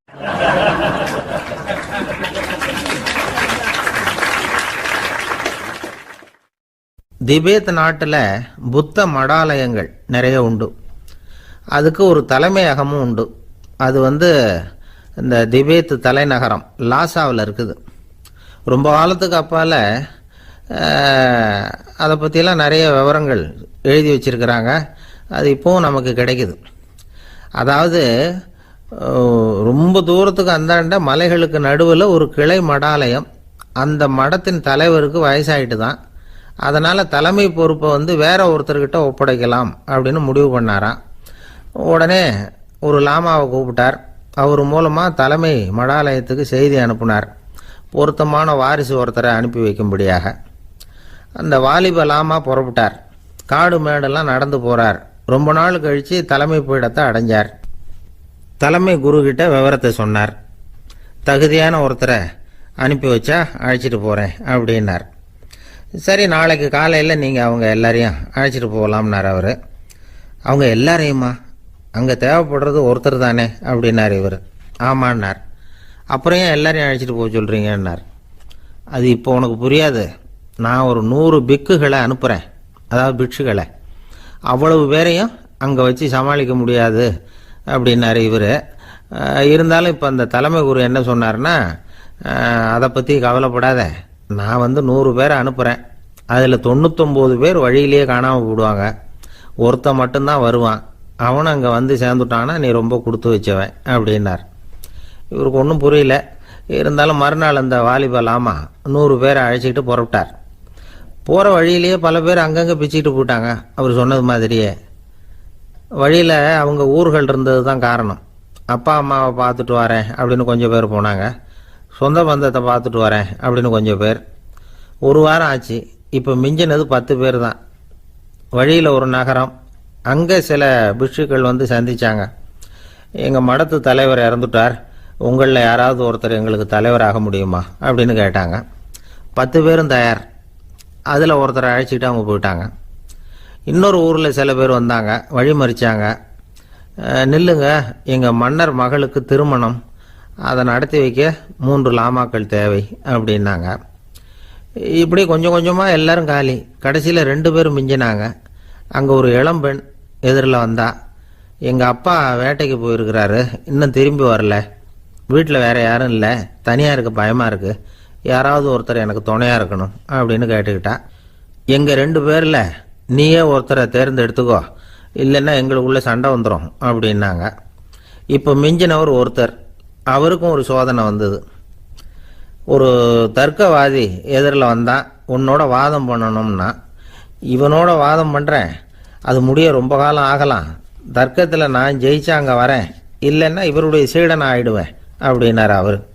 கடைசியாக அழைக்க வந்த வாலிபலாமா மட்டும் வெறும் கையோடு திரும்பி போனார்.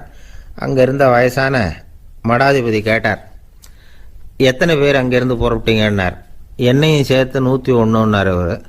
நல்லது, நீயாவது திரும்பி வந்திய, அதுதான் எனக்கு போதும், ஏன்னா நீ தான் எனக்கு உண்மையான வாரிசு, அந்த 100 பேரில் யாரும் வரமாட்டாங்க அப்படின்னார் அவர்.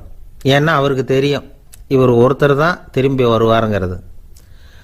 திபேத்தில் ஒரு பழங்கால பழமொழி உண்டாம், 100 பேர் செல்லலாம், எப்பொழுதாவது ஒருவன் அபூர்வமாக அடைய வேண்டிய இடத்தை அடைவான். இதுதான் அந்த பழமொழி. ஒரு உன்னதமான இலக்கை அடையணும்னா அது அவ்வளவு சுலபமான காரியம் இல்லை. இந்த காலத்து மடாலயம் ஒன்று, அதில் ஒரு தலைவர், அவருக்கு வயசாயிட்டுது, தனக்கு ஒரு வாரிசை நியமிக்கணும் அப்படின்னு ஆசைப்பட்டார். ரொம்ப கஷ்டப்பட்டு ஒருத்தரை பிடிச்சார், தனக்கு வாரிசாக நியமிச்சுட்டு அவர் சமாதி ஆயிட்டார். புதுசாக பொறுப்பேற்றுக்கிட்டவர் அப்படியே உட்காந்துருந்தார். அவரை தேடிட்டு பத்திரிகை நிருபர்கள்லாம் வந்தாங்க, கேட்டாங்க. அவர் உங்கள் பொறுப்பில் வந்து அவர் பெரியவர் விட்டுட்டு போன இது எவ்வளவு சுமாராக தேரும், எவ்வளவு விட்டுட்டு போனார் அப்படின்னு கேட்டிருக்கிறாங்க. அது என்ன ஒரு 50 லட்சம் இருக்கும் அப்படின்னாராம். அவ்வளவும் பணமா அப்படின்னு கேட்டிருக்காங்க. இல்லைங்க, கடன் அப்படின்னாராம் இவர்.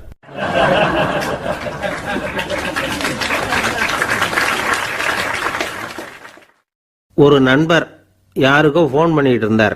அவர் பேசி முடிச்சதும் நான் அவரை பார்த்து, இப்போ ஃபோன் பண்ணீங்களே, அந்த ஃபோன் நம்பர் என்ன அப்படின்னு கேட்டேன். அவர் தலையை சொரிஞ்சுக்கிட்டார், ஞாபகம் வரலன்னார். சரி சார், அதை விடுங்க, உங்கள் மனைவி பேர் என்ன அப்படின்னு கேட்டேன். மாலதின்னார்.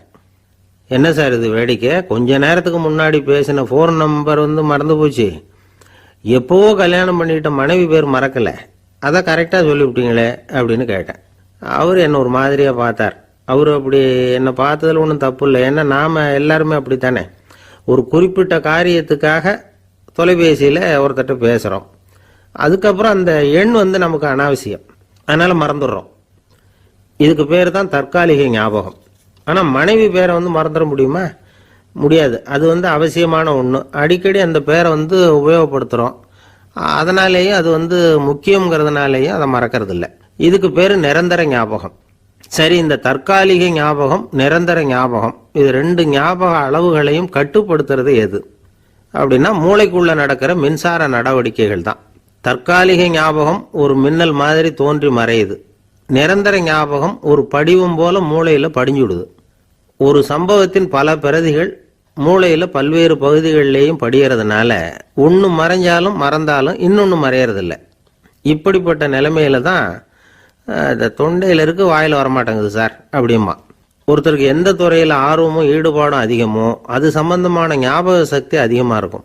தொழிலை விரும்புகிற ஒரு டெலிஃபோன் ஆபரேட்டருக்கு எண்கள்லாம் நல்ல ஞாபகம் இருக்கும். அது மாதிரி கவிஞர்களுக்கு வார்த்தைகள் நல்ல ஞாபகத்தில் இருக்கும். இது ஒரு பக்கம் இருந்தாலும் ஒரு மூளை வந்து எண்களை விட எழுத்துக்களை விட படங்களை ரொம்ப சுலபமாக ஞாபகத்தில் வச்சுக்குது. புரிஞ்சுக்கிற தன்மை, அனுபவம், புத்தி கூர்மை இது கூடி குறையிறத பொறுத்து ஞாபக சக்தியும் ஏறும் இறங்கும். இப்போ உதாரணத்துக்கு ஒரு பையனுக்கு படித்தது எதுவும் ஞாபகத்தில் இல்லைன்னா அவன் அதை சரியாக புரிஞ்சுக்கலன்னு அர்த்தம். இந்த மறதிங்கிறது எந்த சமயத்தில் ஒரு பிரச்சனை ஆகுது தெரியுமா? உங்களுக்கு வேண்டியப்பட்ட ஒருத்தரை ஞாயிற்றுக்கிழமை சாயந்தரம் சரியாக 5 மணிக்கு கடற்கரைக்கு வர சொல்லிவிட்டு அந்த நேரத்தை மறந்துவிட்டா அது பரவாயில்ல, வர சொன்னதையே மறந்துவிட்டா தான் நிலைமை மோசம்னு அர்த்தம்.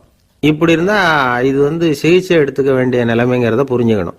ஆமாம், இதுக்கும் மருந்து இருக்கு. ஆனால் மூளை குறிப்பிட்ட அளவுக்கு கீழே இயங்குறப்போவோ இன்னொன்று சொல்லுவாங்க, இந்த நியூரோ டிரான்ஸ்மிட்டர் அப்படின்னு சொல்லுவாங்க. அப்படிங்கிற மூளை ரசாயனம் ரொம்பவும் குறைஞ்சி போகிறப்போ மட்டும்தான் உபயோகப்படும். டாக்டர் என்ன சொல்கிறாங்க தெரியுமா? மூளையை பொறுத்த வரைக்கும் அதில் ஞாபக சக்தி அதிகமாக உள்ள மூளை, மறதி உள்ள மூளை அப்படின்னு ஒன்றும் கிடையாது அப்படிங்கிறாங்க. நினைவு வச்சுக்கிறதுக்கு பயிற்சி அளிக்கப்பட்ட மூளை, பயிற்சியற்ற மூளை அப்படின்னு வேணும்னா சொல்லலாம் அப்படின்னு சொல்கிறாங்க.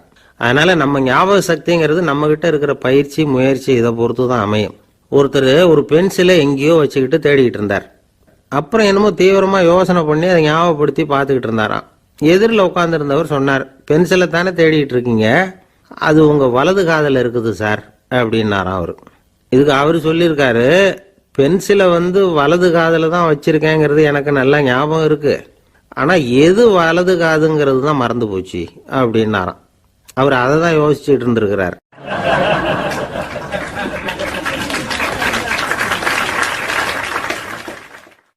காலை நேரம் கடற்கரை ஓரம் காலை வீசிக்கிட்டு கையை வீசிக்கிட்டு ஏதோ சண்டைக்கு போகிற சிப்பாய் மாதிரி எல்லாரும் நடந்து போயிட்டு இருக்கிறாங்க. நடைப்பயிற்சி. அதில் நமக்கு தெரிஞ்ச ஒருத்தர் எதிரில் வந்தார் ரொம்ப வேகமாக. என்ன சார் வாக்கிங்க அப்படின்னு கேட்டோம். அவரால் ஆமாம்னு பதில் சொல்ல முடியல, அவ்வளவு கஷ்டம். மூச்சு விடுறதுக்கே வாயை திறந்து மூடிட்டு இருக்கிறார். எங்கே பேசுறது? கொஞ்சம் நின்று நிதானிச்சு மூச்சு விட்டுட்டு அதுக்கப்புறம் சொன்னார் ஆமாம் அப்படின்னு. என்ன சார் இவ்வளவு வேகம்னோ? உங்கள் பேச்சை கேட்டுவிட்டு தான் சார் நடக்க ஆரம்பித்தோம். நீங்கள் தான் அடிக்கடி சொல்லிகிட்டு இருந்தீங்க நடக்கிறது நல்லதுன்னு. அன்னையிலேருந்து ஆரம்பிச்சுட்டேன், ஆனால் ரொம்ப கஷ்டமாக இருக்குது சார். இப்போ பாருங்கள், உங்கள்கிட்ட சுலபமாக பேசக்கூட முடியல, மூச்சு வாங்குது, உடம்பு கூட வலிக்கிறது மாதிரி இருக்குது அப்படின்னு அவர் பாட்டுக்கு பேச ஆரம்பிச்சிட்டார். உங்களை யார் சார் இவ்வளவு வேகமாக நடக்க சொன்னது? வேகத்தை குறைங்க, மெதுவாக நடங்க அப்படின்னோம்.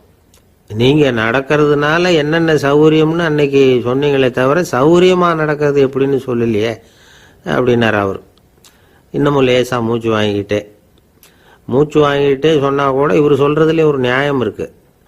அதனால் இந்த நடைப்பயிற்சி பண்ணுறவங்க கவனிக்க வேண்டிய சில முக்கியமான குறிப்புகள் இருக்குது. அது என்னென்னங்கிறத அவங்க தெரிஞ்சுக்கணும். அது தெரிஞ்சு வச்சுக்கிறது நல்லது. இதெல்லாம் மருத்துவ நிபுணர்கள் சொல்கிற குறிப்புகள். அவங்க என்ன சொல்கிறாங்க தெரியுமா? உங்கள் வயசு 40க்கு மேலேயா? உங்கள் எடை இருக்க வேண்டியதை விட 10 கிலோ அதிகமாக இருக்குதா? நீங்கள் புகை பிடிக்கிறவரா? இதய நோய், இரத்த நாள நோய், உயர் ரத்த அழுத்தம் இப்படி ஏதாவது உங்களுக்கு உண்டா? அப்படின்னா நீங்கள் உங்கள் இஷ்டத்துக்கு வரிஞ்சு கட்டிக்கிட்டு நடைப்பயிற்சி பண்ண ஆரம்பிச்சிடாதீங்க. முதல்ல ஒரு மருத்துவ பரிசோதனை பண்ணிக்கோங்க, அதுதான் நல்லது அப்படின்னு அவங்க சொல்கிறாங்க. நடக்கிறப்போ, உடற்பயிற்சி செய்கிறப்போ மார்பு பகுதியில் அல்லது வேற எங்கேயாவது தொடர்ந்து வலி இருந்ததுன்னா பயிற்சியை நிறுத்தி விட்டு டாக்டரை போய் பார்க்கணும். நடைப்பயிற்சி பண்ணுறப்போ உங்கள் சக்திக்கு தகுந்த மாதிரி மெதுவாக அதிக கஷ்டம் இல்லாமல் முன்னேறலாம். அங்கே என்ன போட்டியாக வைக்கிறாங்க? முந்திக்கிட்டு போய் என்ன பண்ண போகிறோம்? பரிசாக வாங்க போகிறோம். அதனால் நிதானம் அவசியம் அப்படிங்கிறது அவங்க ஆலோசனை. தொந்தரவு கொடுக்காத ஷூ, ட்ரெஸ்ஸு இதுகளை உபயோகப்படுத்துங்க. பாதத்தில் ஆடு தசை இருக்குல்ல, அங்கே ஏதாவது பிரச்சனை இருந்ததுன்னா டாக்டரை பாருங்க. இந்த பாதத்தில் வலி வரும் அந்த இடத்துல. வெயில் காலமாக இருந்தால் தலைக்கு தொப்பி வச்சுக்கோங்க. பனியில் நடந்தாலும் அப்படி தான், தலையை பத்திரமா பார்த்துக்குங்க. நம்மக்கிட்ட ஏதோ கொஞ்சம் உருப்படியாக தெரியறது அதுதானே. உடற்பயிற்சிக்கு முன்னாடி பின்னாடி பயிற்சி செய்கிறப்போ நிறைய தண்ணி குடிக்கலாமா. முதல் 1 மாதத்துக்கு கொஞ்சம் தளர்த்தியாக சாவகாசமாக நடக்கலாம். மணிக்கு 3 அல்லது 4 கிலோமீட்டர் வேகம்னு வச்சுக்கங்களேன். அதுக்கப்புறம் வேகத்தை அதிகப்படுத்தலாம். மணிக்கு 6 அல்லது 8 கிலோமீட்டர் அளவுக்கு நடக்கலாம். நல்லா கையை வீசிக்கிட்டு நடக்கணும். மூச்சு விடுற எண்ணிக்கை அதிகரிக்கணும். இது மாதிரி ஒரு 30 நிமிஷம் நடக்கலாம். தனியாக நடந்து போகிறதுக்கு உங்களுக்கு என்னமோ மாதிரி இருக்குதா? கூட யாரையாவது சேர்த்துக்குங்க, ஒரு குரூப்பாக சேர்ந்து போகலாம். நடக்கிறதுங்கிறத ஒரு சந்தோஷமான சமாச்சாரமாக ஆக்கிக்கணும். தினம் இப்படி நடக்க வேண்டி இருக்குதே அப்படின்னு புலம்பிக்கிட்டே போகக்கூடாது. சில பேர் நடக்கிறப்போ கடந்த காலத்தை அசை போட்டுக்கிட்டே போவாங்க, சில பேர் வருங்காலத்தை அசை போட்டுக்கிட்டே போவாங்க, சில பேர் முக்கியமான திட்டம்லாம் இப்படி நடக்கிறப்ப தான் தீர்மானம் பண்ணுவாங்க. நடக்கிறதுனால மன இறுக்கம் குறையுது, பரபரப்பு குறையுது, மன ஆற்றல் பெருகுது, தன்னம்பிக்கை வளருது, முதுமை தள்ளி போகுது, செயல்திறன் அதிகரிக்குது. இதை தவிர உடம்புக்கும் பல விதமான சௌகரியங்கள் ஏற்படுது. அதனால இதுவரைக்கும் நடக்க ஆரம்பிக்காதவங்க இனிமே இந்த குறிப்புகளை கவனத்தில் வச்சுக்கிட்டு நடக்க ஆரம்பிச்சுடலாம். சார்லஸ் லேம்ப் அப்படின்னு ஆங்கில இலக்கிய மேதை ஒருத்தர், அவர் ஒரு தரம் உடம்பு சரியில்லைன்னு டாக்டர்கிட்ட போனாராம். டாக்டர் அவரை பார்த்துட்டு, நீங்கள் தினமும் காலையில் வெறும் வயத்தில் நடக்கணும் அப்படின்னாராம். வெறும் வயத்தில் நடக்கிறதுக்கு நான் தயார், ஆனால் வயிறு கிடைக்கணுமே சார், யார் வயத்து மேலே நடக்கிறது டாக்டர் அப்படின்னு கேட்டாராம் இவர்.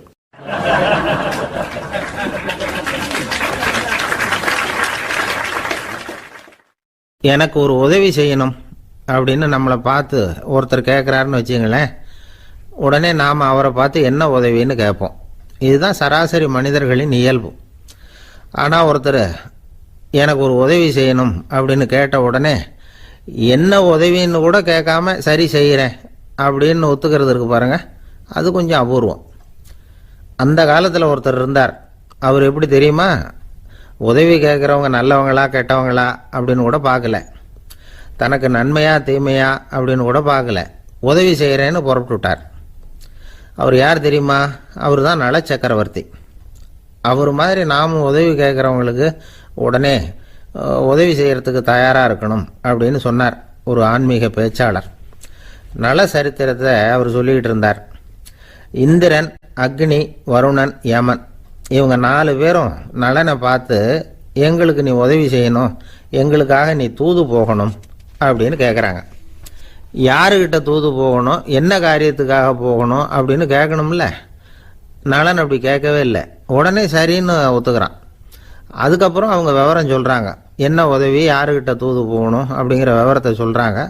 நலனுக்கும் அப்புறம்தான் புரியுது, எந்த தமயந்தியை இவன் காதலிச்சானோ, எந்த தமயந்தின் சுயம்பரத்துக்காக இவன் போய்கிட்டு இருக்கிறானோ அந்த தமயந்தியை பார்த்து தங்களுக்காக அவகிட்ட வாதாடணும், பேசணும், தங்களில் ஒருத்தரை கல்யாணம் பண்ணிக்கும்படியாக கேட்கணும் அப்படின்னு அவங்க 4 பேரும் நலன்கிட்ட கேட்குறாங்க. இதை கேட்டதும் நலன் கொஞ்சம் கூட முகம் சுளிக்கலை, பதட்டப்படலை. நேராக தமயந்தி கிட்ட போகிறான். இந்திரன், அக்னி, வருணன், யமன் இவங்களோட சிறப்புகளை எடுத்து சொல்கிறான். இவங்களில் ஒருத்தரை கல்யாணம் பண்ணிக்கலாம் அப்படின்னு சொல்லி கேட்டுக்கிறான். ஆனால் இதுக்கு தமயந்தி சம்மதிக்கலை. சுயம்பரம் நடக்குது, அவள் நலனை தேர்ந்தெடுக்கிறாள். அந்த 4 பேரும் நலனுக்கு நிறைய வரங்கள்லாம் கொடுக்குறாங்க. அதுக்கப்புறம் இப்படி போகுது கதை. இதில் நாம் கவனிக்க வேண்டியது என்னென்னா, உதவின்னு கேட்ட உடனே என்ன உதவின்னு கேட்காம சரி செய்கிறேன்னு சொன்னான் பாருங்க, அதை கொஞ்சம் சிந்திக்கணும். செய்கிறேன்னு ஒத்துக்கிட்டதுக்கு அப்புறம் அது என்ன உதவின்னு தெரிஞ்சும் முகம் சுளிக்காமல் அதை செஞ்சான் பாருங்க, அதையும் கொஞ்சம் சிந்திக்கணும். நம்மால் ஒருத்தன் ஒரு நண்பனை தேடி போனான், எனக்கு ஒரு உதவின்னா சரி சொல்லுன்னா, இப்போ உங்ககிட்ட 2 கார் இருந்தால் என்ன பண்ணுவேன்னா, உடனே அதில் ஒன்று உங்ககிட்ட கொடுத்துருவேன்னா, அவன் உங்ககிட்ட 2 பங்களா இருந்தால் என்ன பண்ணுவேன்னா, அதில் ஒன்று உங்ககிட்ட கொடுத்துருவேன்னா, உங்ககிட்ட 2 பேனா இருந்தால் என்ன பண்ணுவேன்னா, அதில் ஒரு பேனாவை உங்ககிட்ட கொடுக்க மாட்டேன்னா அவன். ஏன்டா அப்படி சொல்கிறேன்னா, ஏன்னா இப்போ நிஜமாவே என்கிட்ட 2 பேனா இருக்குது, அதனால் அப்படி சொல்கிறேன் அப்படின்னு நானா அவன்.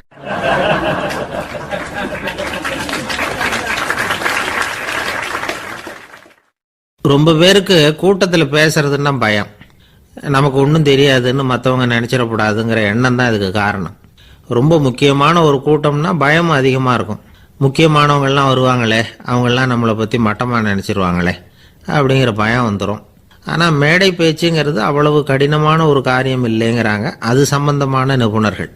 யாரும் பேச்சாளர் ஆகலாம், இது ஒன்றும் பெரிய கிஃப்ட் கிடையாது அப்படின்னு அவங்க சொல்கிறாங்க. நீங்கள் ஒரு சிறந்த பேச்சாளர் ஆகணுமா அப்படின்னா அதுக்குன்னு சில ஆலோசனைகளை சொல்லி வச்சிருக்கிறாங்க அனுபவசாலிகள். முதல் ஆலோசனை என்னன்னா, உங்கள் பேச்சு எளிமையாக இருக்கணும். ஏதாவது ஒரு கருத்து அல்லது 2 கருத்து சொன்னால் போதும். 20 அல்லது 30 கருத்துக்களை சொல்லிகிட்டே போகக்கூடாது. 2வது ஆலோசனை, நீங்கள் என்ன பேச போகிறீங்கிறது முதல்ல உங்களுக்கு நல்லா புரியணும். அதுக்கப்புறம் தான் அதை அடுத்தவங்களுக்கு புரிய வைக்க முடியும். எப்படி ஆரம்பிக்க போகிறோம், எந்த கருத்தை முக்கியமாக வலியுறுத்த போகிறோம், எப்படி முடிக்க போகிறோம் அப்படிங்கிறத முதல்ல நல்லா சிந்திச்சு மனசில் வச்சுக்கணும். கடைசியாக என்ன சொல்கிறீங்களோ அதுதான் கேட்குறவங்க மனசில் நிற்கும். 3வது ஆலோசனை என்னென்னா, உங்கள் பேச்சு சுருக்கமாக இருக்கணும். ஒரு 15 நிமிஷம் பேசுறது ரொம்ப பொருத்தம்.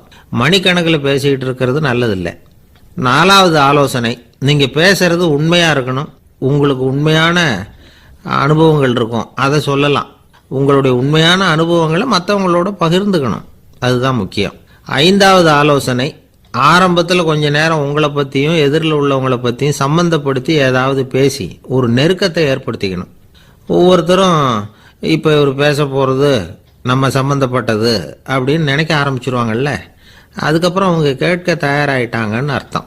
எதிரில் உட்காந்துருக்கிற கூட்டத்திலிருந்து 3 பேரை தேர்ந்தெடுங்க. அதாவது வலது பக்கம் ஒருத்தர், நடுவில் ஒருத்தர், இடது பக்கம் ஒருத்தர். அதாவது உங்களை ரொம்ப கனிவாகவும் ஆர்வமாகவும் பார்க்குறவராக பார்த்து தேர்ந்தெடுத்துங்க மனசுக்குள்ள. நீங்கள் பேசும்பொழுது என்ன பண்ணணும்னா, இவங்களை நேருக்கு நேராக மாறி மாறி பார்த்துக்கிட்டே பேசுனீங்கன்னா நீங்கள் ஏதோ ஒட்டுமொத்த கூட்டத்தையும் பார்த்து பேசுகிறதாக ஒரு உணர்வு அது ஏற்படுத்திவிடும். 6வது ஆலோசனை என்னென்னா, சொற்பொழிவுன்னா நீங்கள் பேசணும், படிக்கக்கூடாது. எழுதி படிக்கிறது நல்லா இருக்காது. குறிப்புகள் வேணும்னா வச்சுக்கலாம். படிக்கிறது பேப்பர்லேருந்து வர்றது மாதிரி இருக்கும், பேசுறது இதயத்திலேருந்து வர்றது மாதிரி இருக்கும். அப்புறம் 7வது ஆலோசனை சொல்கிறாங்க. அது என்னென்னா, மேடையில் ஏறி நின்ன உடனே இயல்பாக மூச்சை இழுத்து விட்டுங்க, இயல்பு நிலைக்கு வாங்க, அதுக்கப்புறம் இயல்பாக பேச ஆரம்பிக்கலாம் அப்படிங்கிறாங்க. இவ்வளவும் பேச்சு கலையில் வல்லுநர்களாக இருக்கிறவங்க சொல்லுகிற ஆலோசனைகள். இதையெல்லாம் கடைபிடிச்சா நமக்கும் அதுக்கும் வெகு தூரம்னு நினச்சிக்கிட்டு இருந்த ஒன்று இப்போ கிட்டத்தில் நெருங்கி வந்துடும். நாம் சொல்கிறபடியெல்லாம் அது கேட்கும். ஒரு பேச்சாளர், அவருக்கு சுருக்கமாகவே பேச தெரியாது. மேடையில் ஏற்றி விட்டுவிட்டா போதும், ஆரம்பிச்சிருவார், நிறுத்த மாட்டார், பேசிக்கிட்டே இருப்பார். ஒரு தடவை அவர் ஒரு கூட்டத்தில் ரொம்ப நேரம் பேசிக்கிட்டே இருக்கிறார். எதிரில் பொறுமை இழந்த ஒருத்தர் தன்னுடைய கை கடிகாரத்தை காட்டினார். அதை கவனித்த பேச்சாளர், மன்னிக்கணும், கை கடிகாரம் நான் கொண்டுகிட்டு வர மறந்துட்டேன், அதுதான் நேரம் போனதே தெரியல அப்படின்னு சொல்லியிருக்கிறார். இதுக்கு அவர் சொன்னாராம் கோபமா, ஏய்யா கடிகாரத்தை தான் பார்க்க முடியல, மறந்துட்டேன், பக்கத்தில் மாட்டிருக்கிற கேலண்டரையாவது பார்க்கக்கூடாதா அப்படின்னாராம்.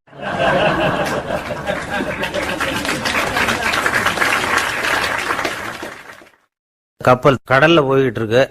புயல், சூறாவளி, அலையெல்லாம் பெருசு பெருசா ரொம்ப உயரமா உண்டாகுது. கடுமையான காற்றிலேயும் வேகமான அலைகள்லேயும் சிக்கி அந்த கப்பல் தடுமாறுது. திசை மாறி போச்சு. எந்த பக்கம் போயிட்டு இருக்கிறோம்னே தெரியல. அந்த கப்பலை செலுத்திக்கிட்டு இருந்த மாலுமி ரொம்ப சாமர்த்தியமாக செயல்பட்டார். தன்னுடைய அறிவாற்றலையும் திறமையையும் முழுமையாக பயன்படுத்தினார். அந்த கப்பலை கட்டுப்படுத்தினார். மெதுவாக அந்த சூறாவளியிலிருந்து கப்பலை காப்பாற்றி கரைக்கு கொண்டுட்டு சேர்த்துட்டார். மாலுமின்னு ஒருத்தர் இருந்ததுனால அந்த மரக்கலம் காப்பாற்றப்பட்டது. மாலுமின்னு ஒருத்தர் இல்லைன்னு வச்சுக்கோங்க, அந்த கப்பலோட கதி என்னவா இருக்கும் யோசிச்சு பாருங்க. ஒரு கோபக்காரனுடைய நிலைமையும் அப்படித்தானா. கோபக்காரன்கிறவன் ஒரு மாலுமி இல்லாத மரக்கலம் அப்படிங்கிறார் நபிகள் நாயகம். கொந்தளிக்கிற கடல்ல கொடுமையான அலைகளின் உச்சியில அல்லல் படுகிற மரக்கலத்தை விட மோசமானது கோபக்காரனின் நிலைமை அப்படிங்கிறது அவருடைய கருத்து. அது மாதிரி இதுன்னு சொல்லல, அதை விட மோசம் இது அப்படிங்கிறார். ஏன் தெரியுமா? ஒரு கப்பல் கடல்ல தடுமாறினா அதை சரிப்படுத்த மாலுமி இருக்கிறார். அவர் தன்னுடைய சாமர்த்தியத்தினால அதை கட்டுப்படுத்தி சரியான வழிக்கு கொண்டுட்டு வந்துருவார். ஆனா கோபக்காரனுடைய நிலைமை அப்படி இல்லை அப்படிங்கிறார் நபிகள் நாயகம். மனித மனம் ஒரு மரக்கலம், அறிவு அதுல இருக்கிற மாலுமி. மாலுமி மரக்கலத்தை செலுத்துறான், அவனுக்கு கட்டுப்பட்டு அது ஓடுது. ஆனா கோபக்காரன்கிற மனுஷங்கிட்ட அறிவுங்கிற மாலுமி சரியா வேலை செய்ய மாட்டான். ஏன்னா கோபம் அந்த மாலுமியின் கண்களை அவிச்சிரும், காதுகளை கேட்காம பண்ணிவிடும். கண்ணையும் காதையும் மூடிவிட்டு கப்பலை ஓட்டுனா எப்படி ஓட்டுறது? அதனால கோபக்காரன் மாலுமி இல்லாத மரக்கலம். இடி மின்னல்ல மாட்டிக்கிட்டு கஷ்டப்படுற கப்பல் மாதிரி கஷ்டப்படுறான். பெரியவங்கள்லாம் என்ன சொல்றாங்க? உனக்கு கெடுதல் பண்ணவனுக்கும் நீ நன்மையை செய், எவருடைய விருப்பு வெறுப்பையும் பொருட்படுத்தாதே, பரம எதிரிக்கும் நீ நன்மை செய்ய ஆரம்பிச்சா உன்னுடைய தூய நிலையை பார்த்துட்டு அவனும் உனக்கு நெருக்கமான நண்பனா ஆயிடுவான். இதுதான் பெரியவங்க நமக்கு சொல்லி இருக்கிறது. புனித குர்ஆன் சொல்றது என்ன? தீமையை நன்மையை கொண்டே நீர் தடுத்து கொள்ளும் அப்படின்னு சொல்லப்பட்டிருக்கிறதுல. இன்னா செய்தாரை ஒருத்தல் அவர் நாண நன்னயம் செய்து விடல் அப்படிங்கிறார் திருவள்ளுவர். செல்வந்தர் ஒருத்தர்கிட்ட ஒரு சிறுவன் ஆடு மேய்ச்சிக்கிட்டு இருந்தானா. பெரியவர் அவனை கூப்பிட்டு, நீ நேரா போய் ஒரு ஆட்டுல உள்ள ரொம்ப நல்ல பகுதி எதுவோ அதை எடுத்துக்கிட்டு வா அப்படின்னாராம். இவன் போனான். ஒரு ஆட்டு உடம்புல இருந்த நாக்கு, இருதயம், இது ரெண்டையும் எடுத்துட்டு வந்து கொடுத்தானான். பெரியவர் வாங்கி பார்த்தார். அதுக்கப்புறம் இப்ப நீ போய் இன்னொரு ஆட்டுல இருக்கிற ரொம்ப கெட்ட பகுதி எதுவோ அதை எடுத்துட்டு வா அப்படின்னாராம். இவன் போய் எடுத்துட்டு வந்தான். அவன் கையில் இருந்தது மறுபடியும் அதே மாதிரி நாக்கு, இருதயம், இது ரெண்டும் தான். என்னது இப்பவும் அதையே கொண்டுட்டு வந்திருக்கிற அப்படின்னாராம் பெரியவர். இவன் சொன்னானா, ஒரு உடம்புல உள்ள ரொம்ப நல்ல பொருளும் இதுதான், ரொம்ப கெட்ட பொருளும் இதுதான் அப்படின்னானா. இளம் வயசுல இப்படி பதில் சொன்னவர் தான் பேரறிஞர் லுக்மானுல் ஹக்கீம் அவர்கள். கோபப்படாம இருந்தா இது ரெண்டும் நல்லா வேலை செய்யும், கோபப்பட்டா இது ரெண்டும் மோசமா வேலை செய்யும். அதை புரிஞ்சுக்கிறதுக்காகத்தான் இன்னைக்கு இந்த தகவல். கோபம் வந்துட்டா நாம என்ன செய்யறோங்கிறது நமக்கே தெரியாது. ஒருத்தர் டாக்டர் கிட்ட போனார் அவசரமா. டாக்டர், எனக்கு இப்ப கடுமையான கோப வெறி, எனக்கு கண்ணு மண்ணு ஒன்றும் புரியல, உடனடியாக அதை கட்டுப்படுத்தணும், உடனே இதுக்கு ஏதாவது ஒரு மாத்திரை கொடுங்க ப்ளீஸ் அப்படின்னார். அந்த டாக்டரும் உடனே ஒரு மாத்திரையை கொடுத்து இதை உடனே போடுங்க, நான் தண்ணி கொண்டுட்டு வரேன்னு உள்ள போனார். தண்ணியோடு திரும்பி வந்தார். இவரு சொன்னார், டாக்டர், நீங்க கொடுத்த மாத்திரை ரொம்ப பெருசா இருந்தது, இருந்தாலும் கஷ்டப்பட்டு முழுங்கிட்டேன்னார். டாக்டர் சந்தேகத்தோட மேசையை பார்க்கிறார். பார்த்தா மாத்திரை அங்கேயே இருக்குது, பேப்பர் வெயிட்ட காணல.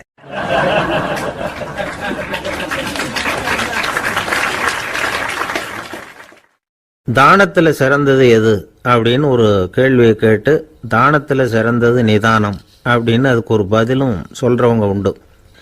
நிதானம் ரொம்ப அவசியம், அதுவும் இன்றைய உலகத்துக்கு ரொம்ப அவசியம். இன்னைக்கு உலகம் ரொம்ப பரபரப்பா போய்கிட்டு இருக்குது. பொறுமையா இருக்கணும்னு நினைக்கிறவங்களால கூட அப்படி இருக்க முடியறதில்ல. பொறுமையை சோதிக்கிறது மாதிரி பல சம்பவங்கள், அதையெல்லாம் சந்திச்சே தீர வேண்டியிருக்குது. எங்க போனாலும் கியூவில் நிற்க வேண்டியிருக்குது, எங்க போனாலும் காத்துக்கிட்டு இருக்க வேண்டியிருக்கு. ஆபீஸ்லயோ வீட்லயோ கூட நீங்க நிதானமா பொறுமையா நடந்துக்க தெரியலன்னா உங்களுக்கு சிடுமூஞ்சி, முசுடு இப்படிலாம் பேர் வச்சிருவாங்க. அது உங்களுக்கு தேவையா? சரி, வாழ்க்கையில் பொறுமைசாலின்னு பேர் வாங்கறதுக்கு என்ன வழி? முதல் பாயிண்ட், நீங்க நினைக்கிறது, எதிர்பார்க்கறது, செய்யறது எல்லாமே 100% கரெக்டா நடக்கணும்னு ஆசைப்படக்கூடாது. எதுவா இருந்தாலும் அதுல ஓரளவுக்கு தவறு நடக்கலாம் அப்படிங்கறத எதிர்பார்த்தே இருக்கணும். ஓரளவுக்கு அதை அனுமதிக்கணும். ஒரு நண்பரை 6 மணிக்கு ஒரு இடத்துக்கு வர சொல்லி இருக்கிறீங்க, 6 மணிக்கு அவர் வரல, உடனே பொறுமை இழந்து நடந்துக்கப்படாது. ஒரு 10 நிமிஷம் டிலே ஆகலாம். ஒரு வர்ற வழியில பஸ்ஸு கூட ஏதாவது டிராஃபிக்ல மாட்டியிருக்கலாம். அதெல்லாம் எதிர்பார்த்தே கொஞ்சம் காத்திருக்கிறதுல ஒன்றும் தப்பு இல்லை. சில சமயம் டிலே ஆகிறது கூட நல்லதா முடியும். ஒரு பஸ்ஸை தவற விட்டுட்டு, ஐயோ கொஞ்சம் ஒரு 2 நிமிஷம் முன்னாடி வந்திருந்தா பிடிச்சிருக்கலாமே அப்படின்னு தவிச்சுக்கிட்டு இருப்பாங்க சில பேர். அடுத்தபடியா வர்ற பஸ் நேரடியா நீங்க போக வேண்டிய இடத்துக்கே கொண்டு போய் விடுற பஸ்ஸா கூட இருக்கலாம். அது உங்களுக்கு முன்னாடி தெரியாதுல்ல. சில நெருக்கடியான சூழ்நிலைகளை தமாஷா எடுத்துக்கிறதுக்கு பழகிக்கணும். சில இடங்களுக்கு போறப்ப காத்திருக்கிறதுக்கு நம்ம மனசை தயார்படுத்திக்கிட்டே போகணும். ஒரு ரயிலுக்கோ பஸ்ஸுக்கோ அல்லது விமானத்துக்கோ கப்பல் பிரயாணத்துக்கோ போறப்போ அங்க போய் நீங்க மணிக்கணக்கில் கூட காத்துக்கிட்டு தான் இருக்கணும். புறப்படுற நேரம் கூட மாறலாம். நீங்க போய் சேர்ந்ததும் அது உடனே புறப்படணும்னு கட்டாயமா என்ன? அது மாதிரி சமயத்துல படிக்கிறதுக்குன்னு சில சுவாரஸ்யமான புத்தகங்களையும் கையில் எடுத்துக்கலாம். உங்களை சுத்தி எவ்வளவோ சுவாரஸ்யமான சம்பவங்கள் நடந்துகிட்டு இருக்குதுல்ல, அதையெல்லாம் வேடிக்கை பாருங்க. எதுக்காக காத்துக்கிட்டு இருக்கிறோமோ அந்த காரியத்துல உண்மையாவே நமக்கு ஒரு அக்கறை இருந்தா நமக்கு போர் அடிக்காது. சில கோயில்களில் பார்த்துருப்பீங்க, தரிசனத்துக்காக பக்தர்கள் நாள் கணக்கில் காத்துக்கிட்டு இருப்பாங்க. அவங்களெலாம் அழுத்துக்கிறது இல்லை. ஆண்டவனை தரிசிக்கணுங்கிற உண்மையான அக்கறை இருக்கிறதுனால அவங்களுக்கு போர் அடிக்கிறது இல்லை. ஆனால் சில சினிமா தியேட்டரில் கூட பார்க்கலாமே, சினிமா கியூ கூட அப்படிதான். சாயந்தரம் 6 மணி ஆட்டத்துக்கு காலம்பரம் 6 மணிக்கே போய் கூட காத்துக்கிட்டு இருப்பாங்க. அவங்களுக்கெல்லாம் போர் அடிக்காது, படம் பார்க்குற ஆர்வம். இன்னொரு முக்கியமான விஷயத்த நாம் பழக்கப்படுத்திக்கணும். லிவ் ஃபார் தி மூமெண்ட் அப்படிங்கிறாங்க நிபுணர்கள். ரொம்ப பேர் எப்படின்னா அடுத்தபடியாக நடக்க போகிற விஷயத்திலேயே கவனமாக இருப்பாங்க. அந்த நினைப்புலேயே இந்த நிமிஷத்தை பொறுமை இல்லாமல் கழிப்பாங்க. ஒருத்தர் இருக்கார், அவர் எப்படின்னா ஆஃபீஸ் முடியறதுக்குள்ளேயே சார் 5 மணிக்கெல்லாம் ரெடியாக இருங்க, நாம் அந்த ஹோட்டலில் போய் டிஃபன் சாப்பிட்ணும் அப்படின்னு 4 மணிலேருந்து சொல்லிகிட்டு இருப்பார். 4:55 பரபரப்பாக ஓடி வருவார். 2 பேரும் புறப்படுவோம், ஹோட்டலுக்கு போவோம், சாப்பிட்டுக்கிட்டு இருப்போம். அப்படி சாப்பிட்டுட்டு இருக்கிறப்ப, சார் சார் சாப்பிட்டு முடிச்சதும் நேராக ஒரு ஜவுளி கடைக்கு போகிறோம் அப்படிம்பார். பரபரக்க சாப்பிட்டு முடிப்பார், புறப்படுவார். ஜவுளி கடையில் அவசர அவசரமாக சீக்கிரம் பில் போடுங்க சார், சினிமாவுக்கு நேரம் ஆகிடும்பார். சினிமா தியேட்டரில் உட்காந்து அடுத்தபடியாக எங்கே டின்னர் சாப்பிட்றதுன்னு யோசனை பண்ணிகிட்டு இருப்பார். ராத்திரி படுக்கையில் விழுந்ததுக்கு அப்புறமும் நாளைக்கு காலையில் எழுந்திரிச்சதும் அதை பண்ணணும் இதை பண்ணணும்னு திட்டம் போட்டுக்கிட்டே இருப்பார். அதாவது எப்போவும் அடுத்த நிமிஷம், அடுத்த நாள், அடுத்த வாரம், அடுத்த வருஷம், இதுதான் அவங்க சிந்தனை. இந்த நிமிஷம் என்ஜாய்மெண்ட்டை அவங்க இழந்துடுறாங்களாம். அதனால தான் வாழ்நாள் பூரா பொறுமையின்மை, அவஸ்தை, அல்லல். அதனால் நாம் எல்லாரும் வாழ்க்கையில் நிதானமாக இருக்கிறதுக்கு கற்றுக்கணுமா. அதுக்காக இந்த நிதானத்துக்கு வேறு விதமான அர்த்தம் பண்ணிக்கக்கூடாது. ஒருத்தர் அப்படித்தான் ஒரு தடவை அவருடைய குதிரை காணாமல் போயிட்டு தான். அதுக்காக அவர் கவலைப்படலை, நிம்மதியாக இருந்தார், சந்தோஷமாக இருந்தார். என்ன சார் இது, உங்கள் குதிரை திருட்டு போயிட்டுதுங்கிறீங்க, நீங்கள் கவலைப்படாமல் இருக்கிறீங்களே அப்படின்னு கேட்டாங்களாம். அதுக்கு அவர் சொல்லியிருக்கார், நல்ல வேலை சார், கட்டியிருந்த குதிரை காணாமல் போயிருக்குது. நான் அது மேலே உட்காந்துருக்கிற சமயம் அது காணாமல் போயிருந்ததுன்னா, திருட்டு போயிருந்ததுன்னா நானும் சேர்ந்தில் காணாமல் போயிருப்பேன் அப்படின்னாராம். எவ்வளவு நிதானமான ஆள் பாருங்க.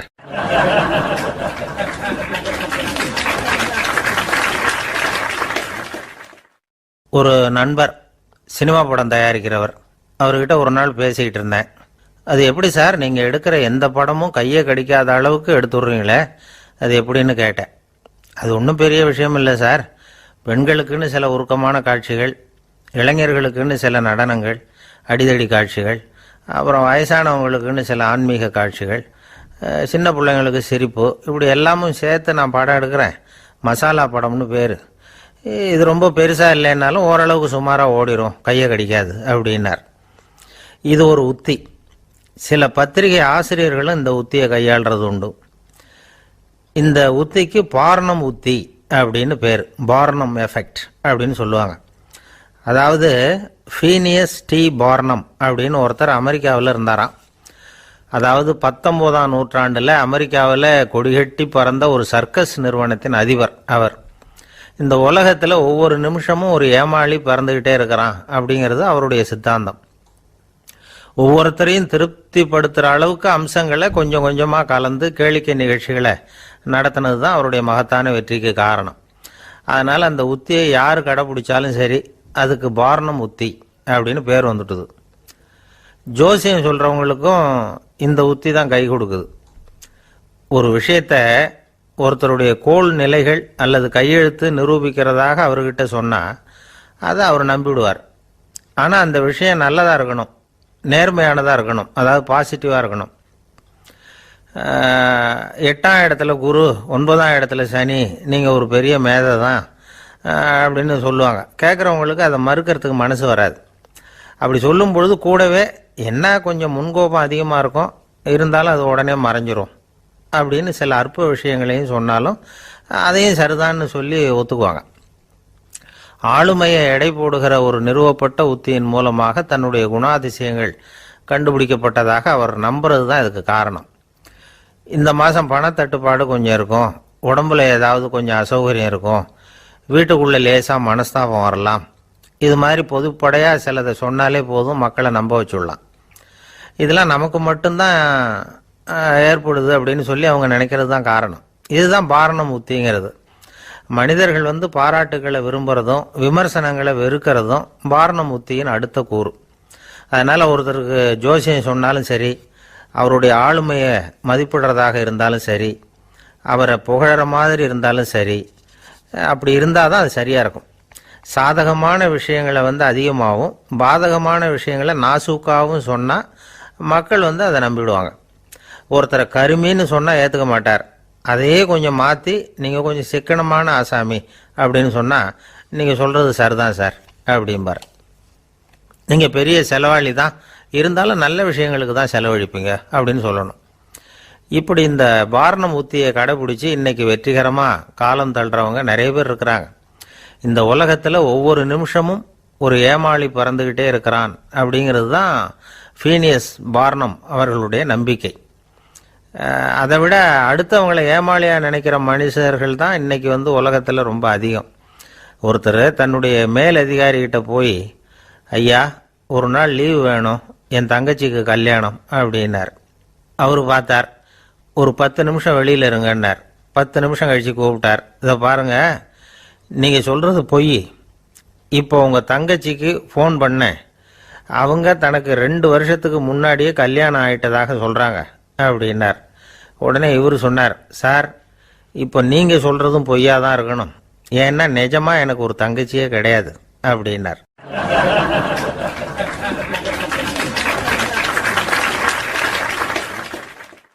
ஒரு நாள் காலை நேரம் ஒரு குரு படுக்கையை விட்டு எழுந்திருக்கிறார். உடனே சீடர்களை பார்த்து எல்லாரும் இப்படி வாங்கங்கிறார். எல்லாரும் வர்றாங்க வேகமாக. என்னங்க வேணும் உங்களுக்கு அப்படிங்கிற மாதிரி எல்லாரும் குருவை பார்த்தாங்க பயபக்தியோட. குரு அந்த சீடர்களை பார்த்து, இதை பாருங்க, இப்போ நான் ஒரு சிக்கலான விவகாரத்தில் மாட்டிக்கிட்டு இருக்கிறேன், அதை நீங்கள் தீர்த்து வச்சா நல்லதுன்னார். சீடர்களுக்கு ஒன்றும் புரியல. என்ன இது இவர் இப்படி சொல்கிறாரு? நமக்குள்ள எல்லா விவகாரங்களையும் தீர்த்து வைக்கிறவர் நம்ம குருநாதர். அவருடைய விவகாரத்தை நாம தீர்த்து வைக்கிறதா? ஆச்சரியமாக இருக்குதே, குருநாதருக்கே சிக்கலா அப்படின்னு யோசனை பண்ண ஆரம்பித்தாங்க. இருந்தாலும் ரொம்ப பணிவாக கேட்டாங்க, சுவாமி உங்களுக்கே சிக்கலா? இந்த உலகத்து சிக்கல்களுக்கும் சிரமங்களுக்கும் அப்பாற்பட்டவர் அல்லவா தாங்கள்? அப்படிப்பட்ட உங்களுக்கு சிக்கல்னா அது எப்படி அப்படின்னாங்க. எனக்கு ஏற்பட்டிருக்கிற சிக்கல் அவ்வளவு பெருசு, ரொம்ப பெரிய விவகாரம் அது அப்படின்னார் குரு. கொஞ்சம் விவரமாக சொல்லுங்க அப்படின்னாங்க இவங்க. இப்போ அந்த குரு விவரத்தை சொன்னார். அதாவது நேற்று ராத்திரி நான் ஒரு கனவு கண்டேன். அந்த கனவுல நான் ஒரு பட்டாம்பூச்சியாக மாறிட்டேன். அப்படி மாறி ஒவ்வொரு மலராக பறந்து போய் உட்காந்து தேன் சாப்பிட்டேன் அப்படின்னார். சீடர்கள் இதை கேட்டதும் ரொம்ப திகைச்சு போயிட்டாங்க. என்ன இது, இது ஒரு பெரிய பிரச்சனையா? ஒரு சாதாரண கனவு கண்டதுக்காகவா இந்த காலை வேளையில் நம்மளையெல்லாம் குருநாதர் இவ்வளவு அவசரமாக கூப்பிட்டுருக்கார் அப்படின்னு நினச்சாங்க. இருந்தாலும் கேட்டாங்க, இதில் என்ன சிக்கல் சுவாமி? கனவுங்கிறது எல்லாருக்கும் வரத்தானே செய்யும் அப்படின்னார் ஒரு சீடர். சீடர்களே, பிரச்சனை அது இல்லை. நான் இன்னைக்கு காலையில் கண்ணு முழிச்சு பார்த்தப்போ நான் நானாக மறுபடியும் மாறிட்டேங்கிறத தெரிஞ்சுக்கிட்டேன். இதில் சிக்கல் என்னன்னா, இப்போ அந்த பட்டாம்பூச்சி தான் நானாக ஆயிட்டதாக கனவு கண்டுகிட்டு இருக்கா அப்படிங்கிறது தான். ஒரு மனுஷன் பட்டாம்பூச்சி ஆகிறதாக கனவு காண முடியுங்கிறப்போ அந்த பட்டாம்பூச்சியும் மனுஷனாக ஆகிறதாக கனவு காண முடியும் இல்லையா? இப்போ எனக்கு யதார்த்த நிலை தெரியணும், எது நிஜம்னு தெரியணும். நேற்று ராத்திரி நான் கண்டது கனவா, அல்லது இது பட்டாம்பூச்சி கண்டுகிட்டு இருக்கிற கனவா? இதுதான் குரு கேட்ட கேள்வி. இதை கேட்டதும் சீடர்கள் ரொம்ப குழம்பி போயிட்டாங்க. சுவாமி, இது வரைக்கும் நாங்கள் தூங்குறப்ப பார்க்கறது கனவுன்னும் மூழ்கிக்கிட்டு இருக்கிறப்ப பார்க்கறது நனவுன்னு நம்பிக்கிட்டு இருக்கிறோம். இப்போ எங்களை ரொம்ப குழப்பிட்டீங்க, இதுக்கு பதில் சொல்ல எங்களுக்கு சக்தி இல்லை அப்படின்னு சொல்லிவிட்டாங்களாம். அதுக்கப்புறம் அந்த குரு சொன்னாராம், நினைவு தான் முக்கியமான அம்சம்.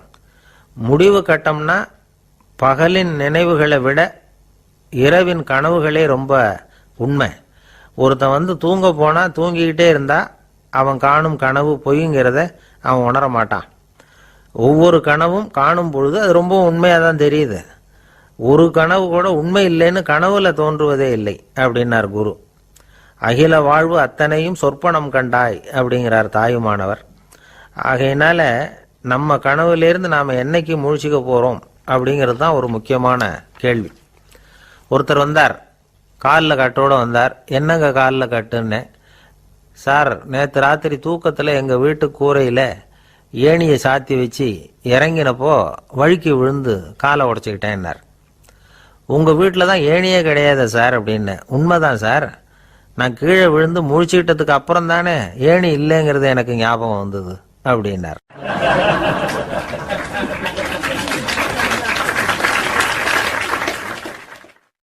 சில பேர் ஆளை பார்த்தா 60 வயசு மாதிரி தோணும். உண்மையான வயசு என்னன்னு பார்த்தா 40 அல்லது 45 சில பேரை பார்க்கறதுக்கு 45 மாதிரி தெரியும், உண்மையிலேயே 65 தாண்டி இருப்பாங்க. ஒரு மனிதனுக்கு 2 வகையான வயது உண்டுங்கிறார் ஓஷோ. அதாவது உடம்புக்குன்னு ஒரு வயசு, மனசுக்குன்னு ஒரு வயசு. முதல் உலக மகாயுத்தம் நடந்தது இல்லையா, அது முடிஞ்சதுக்கு அப்புறம் முதல் தடவையா மனிதனின் மூளை வளர்ச்சியை பற்றி மனநல வைத்தியர்கள் ஒரு கணக்கெடுப்பு சோதனை நடத்தினாங்களாம். அது வரைக்கும் மனிதனுக்கு 2 வகையான வயது உண்டுன்னு யாரும் சிந்திச்சதே இல்லையா. அந்த உலக மகா யுத்தம் முடிஞ்சதுக்கு அப்புறம் மனிதனுடைய சராசரி மனதின் வயதை கணக்கிட்டு பார்க்கும் பொழுது அவங்களுக்கெல்லாம் ரொம்ப அதிர்ச்சியாக இருந்துதான். ஏன்னா அது ரொம்ப பின்தங்கிய நிலையில் இருந்திருக்கு, வளர்ச்சி அடையாத நிலையில் இருந்திருக்கு. அவங்க கண்டுபிடிச்ச பிரகாரம் அப்போ மனசோட சராசரி வயசு என்ன தெரியுமா? 14. அப்படின்னா பார்த்துங்க, உடல் ரீதியாக ஒருத்தரோட வயசு 70 கூட இருக்கலாம், ஆனால் மனசோட வயசு 14 தான். இதுக்கு நேர்மாறாக அமைஞ்சு போச்சுன்னு வச்சுங்க.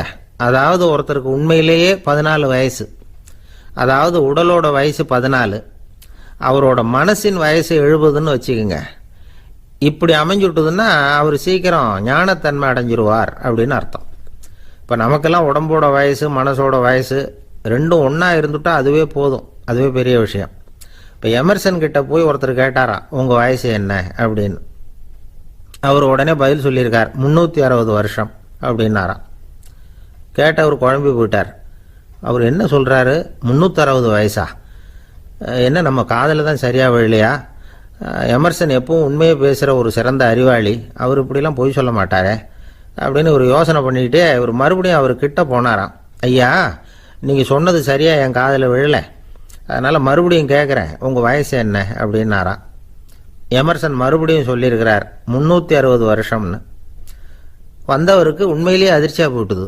அதுக்கப்புறம் மெதுவாக ஆரம்பித்தாராம், ஐயா நீங்கள் சொல்கிறத என்னால் ஏற்றுக்க முடியாது, எப்படி பார்த்தாலும் இப்போ உங்களுக்கு வயசு ஒரு 60க்கு மேலே இருக்காதுன்னு நினைக்கிறேன் அப்படின்னாராம். நீங்கள் சொல்கிறது சரிதான், அது என் உடம்போட வயசுன்னாராம் எமர்சன். அப்படின்னா ஏற்கனவே நீங்கள் சொன்னது அப்படின்னு கேட்டிருக்கார், அது என் மனசோட வயசு அப்படின்னாராம். நம்மளை பொறுத்த வரைக்கும் அறிவு தூசு படிஞ்சிருக்கு, அது மாதிரியே அன்பும் மாசுபட்டிருக்கு. இது ரெண்டையும் சுத்தம் பண்ண வேண்டியிருக்குது, அப்போ தான் நாம் சரியான வயசில் வாழ முடியும். ஒரு ஆசாமி இருக்கிறார், அவருக்கு உடம்போட வயசு அதிகம், மனசோட வயசு ரொம்ப குறைச்சல், குழந்த மாதிரி. அவர் ஒரு ஆஸ்பத்திரியில் படுத்திருக்கிறார். நர்சம்மா எல்லாருக்கும் மருந்து கொடுத்துட்டு போகிறாங்க. கொஞ்ச நேரம் கழித்து திரும்பி வந்தாங்க. அப்போ இவர் அந்த அம்மாவை கூப்பிட்டு சொல்கிறார், இதை பாருங்கள் சிஸ்டர், நீங்கள் எல்லாருக்கும் சின்ன சின்ன மாத்திரையாக கொடுத்துட்டு எனக்கு மட்டும் நீளமான மாத்திரையாக கொடுத்துட்டீங்க, முழுங்கிறதுக்கு ரொம்ப கஷ்டமாக போச்சு, இனிமேல் எனக்கும் சின்ன மாத்திரையாக கொடுங்க சிஸ்டர் அப்படின்னாராம். அந்த அம்மா உடனே அதிர்ச்சியாகி தலையில் அடிச்சுக்கிட்டாங்களாம். நான் கஷ்டப்பட்டு மாத்திரையை முழுங்கினத்துக்கு நீங்கள் ஏமா தலையில் தட்டிக்கிறீங்க அப்படின்னு கேட்டிருக்காரு இவர். இதுக்கு அவங்க சொல்லியிருக்கிறாங்க, நான் உங்களுக்கு கொடுத்துட்டு போனது மாத்திரை இல்லைங்க, அது தெர்மாமீட்டர் அப்படின்னாங்களாம்.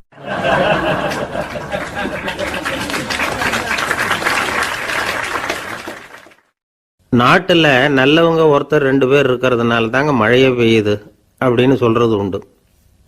நல்லார் ஒருவர் உளரேல் அவர் பொருட்டு எல்லாருக்கும் பெய்யும் மழை. சில சமயம் ரொம்ப பேர் திடீர்னு நல்லவங்களா ஆயிடுவாங்க போல இருக்கு, அதனால தான் விடாம பேய் மழையா கொட்டி தீர்த்துடுது. எல்லாரும் நல்லவங்களாயிட்டா உலகமே தாங்காது போல இருக்க. அப்பப்போ ஒருத்தர் 2 பேர் நல்லவங்களாகணும், அப்போதான் சீரா மழை பெய்யும்.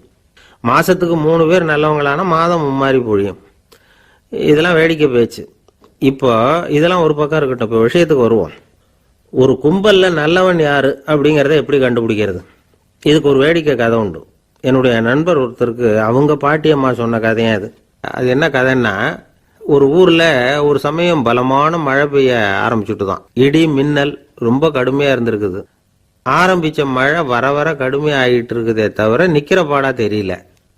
ஊர் ஜனங்கள்லாம் பார்த்தாங்க, இதுக்கு மேலேயும் வீட்டு உள்ள இருந்தா ஆபத்துங்கிறத புரிஞ்சுக்கிட்டாங்க. ஏன்னா வீடெல்லாம் இடிஞ்சு விழுந்துருமோங்கிற பயம். உடனே எல்லாரும் புறப்பட்டு ஊருக்கு பொதுவா இருந்த ஒரு மண்டபத்துல போய் தங்கிக்கிட்டாங்க.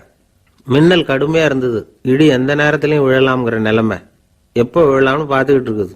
அந்த மண்டபத்தில் இருந்த ஜனங்கள் மனசுக்குள்ள ஒரு பயம், நம்ம கூட்டத்தில் யாராவது ஒரு கெட்டவன் பாவம் பண்ணவன் இருந்தா கூட இடி இந்த மண்டபத்தில் விழுந்துரும், அது எல்லாருக்கும் ஆபத்து அப்படின்னு நினைச்சாங்க. சரி, இதுக்கு என்ன பண்ணலாம் அப்படின்னு யோசனை பண்ணாங்க. அந்த கூட்டத்தில் ஒரு பெரியவர் இருந்தார். அவரு ஒரு யோசனை சொன்னார். இதை பாருங்க, அதுக்கு ஒரு வழி இருக்கு. அதோ எதிர்த்தாப்புல கொஞ்சம் தூரத்தில் ஒரு உயரமா மரம் ஒன்று இருக்கு பாருங்க. பொதுவா இடி சுலபமா விழறது அது மாதிரி உயரமான மரத்துல தான். நம்ம கூட்டத்தில் இருக்கிறவங்க எல்லாரும் ஒவ்வொருத்தரா போய் அந்த மரத்தை தொட்டு விட்டு திரும்பி வந்துடணும். நம்மள பாவம் பண்ணவன் யாரோ அவன் அந்த மரத்தை தொடுற சமயத்துல இடி விழுந்துரும், அவன் மட்டும் போயிடுவான், மண்டபத்தில் இருக்கிற நாமெல்லாம் பொழைச்சிக்கலாம் அப்படின்னு ஐடியா கொடுத்தாரு அந்த பெரியவர். இது நல்ல யோசனையா பட்டது. எல்லாரும் ஒத்துக்கிட்டாங்க. ஒவ்வொருத்தரா போய் அந்த மரத்தை தொட்டு விட்டு திரும்பி வந்தாங்க. இடி எதுவும் விழல. இன்னமும் பாவம் பண்ண ஆசாமி அதை போய் தொடலை போல இருக்கு அப்படின்னு நினைச்சுக்கிட்டாங்க. ஒவ்வொருத்தரா போறாங்க, எல்லாரும் போய் தொட்டுவிட்டு வந்தாச்சு. இன்னும் ஒரே ஒரு ஆசாமி தான் பாக்கி. கடைசியா இருந்த அந்த ஆள் பயந்துட்டான். இது வரைக்கும் இடி விழலைன்னா இப்ப என்ன அர்த்தம்? இப்ப நாம தான் பாக்கி, நாம தான் தப்பு பண்ண ஆள் போல இருக்கு அப்படின்னு நினைச்சுட்டான். அதனால துணிச்சலா போய் தொடுறதுக்கு பயந்தான், தயங்கிக்கிட்டே இருந்தான். இருந்தாலும் மற்றவங்க எல்லாம் சும்மா இருப்பாங்களா? கட்டாயப்படுத்தி கழுத்தை பிடிச்சி தள்ளாத குறையா அவனை தள்ளி விட்டாங்க, போய் தொட்டுட்டு வாடான்னு. அவன் நடுங்கிட்டே போய் அந்த மரத்தை தொட்டான். அதே வினாடி ஒரு பயங்கரமான மின்னல் இடி விழுந்துட்டுது. எங்க விழுந்தது தெரியுமா? அந்த ஆள் மேல இல்ல, மண்டபத்துல விழுந்தது. மண்டபத்துல இருந்தவங்க பூரா காலி. அந்த ஒரு ஆள் மட்டும் பொழைச்சிக்கிட்டான். இந்த ஒரு ஆளை காப்பாத்துறதுக்காக தான் இடி வந்து மண்டபத்துல விழாம இருந்திருக்குது. இதுதான் கதை. அதனால நல்லவங்க எப்படியும் தப்பிச்சுக்குவாங்க அப்படிங்கிறது ஒரு நீதி.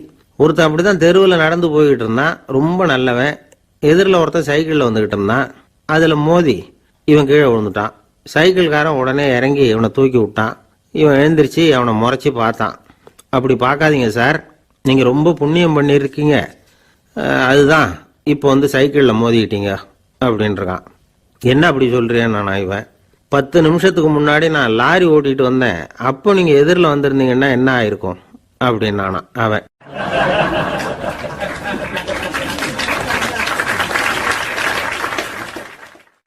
எனக்கு அதிர்ஷ்டமே இல்லை சார் அப்படின்னாரு ஒருத்தர்.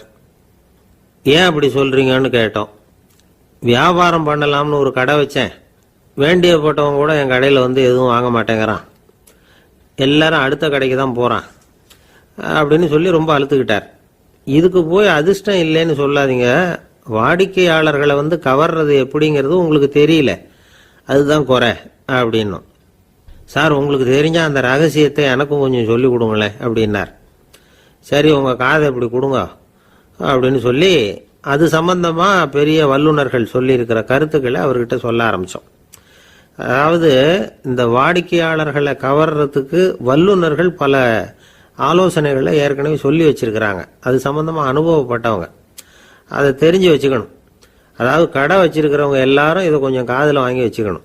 எதை இப்ப சொல்ல போறத. எப்பவும் பணத்தை சம்பாதிக்கிறதுலயே குறியா இருக்கக்கூடாதான். அதை விட முக்கியமா நீங்க சம்பாதிக்க வேண்டியது வாடிக்கையாளர்களுடைய மன நிறைவு.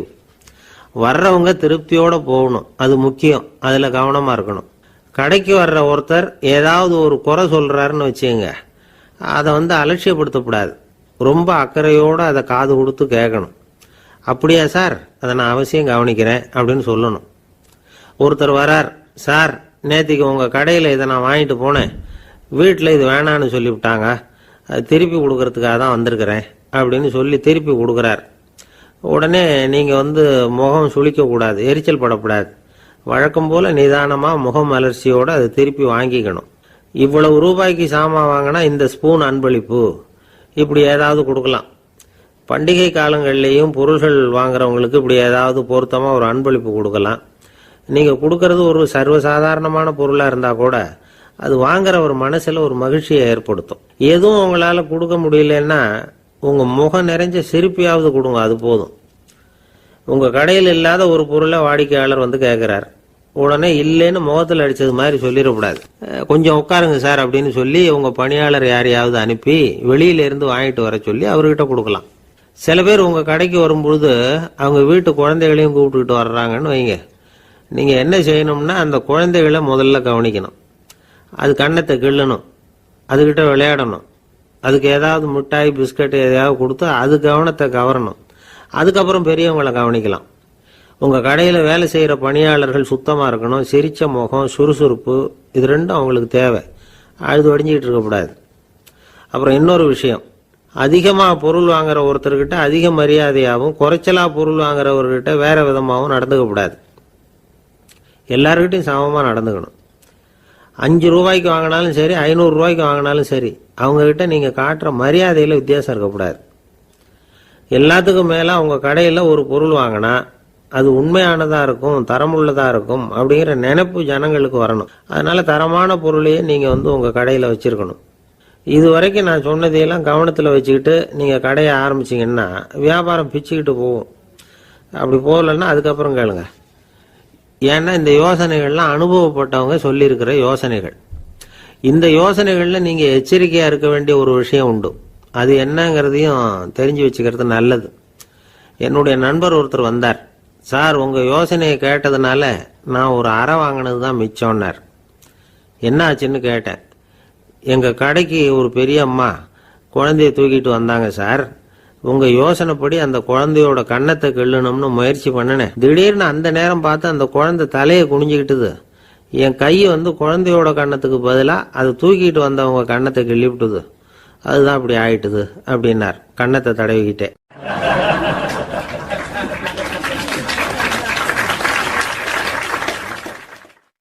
ஒரு நாள் ஒரு 10-15 பள்ளிக்கூடத்து பிள்ளைங்க தேடிட்டு வந்தாங்க.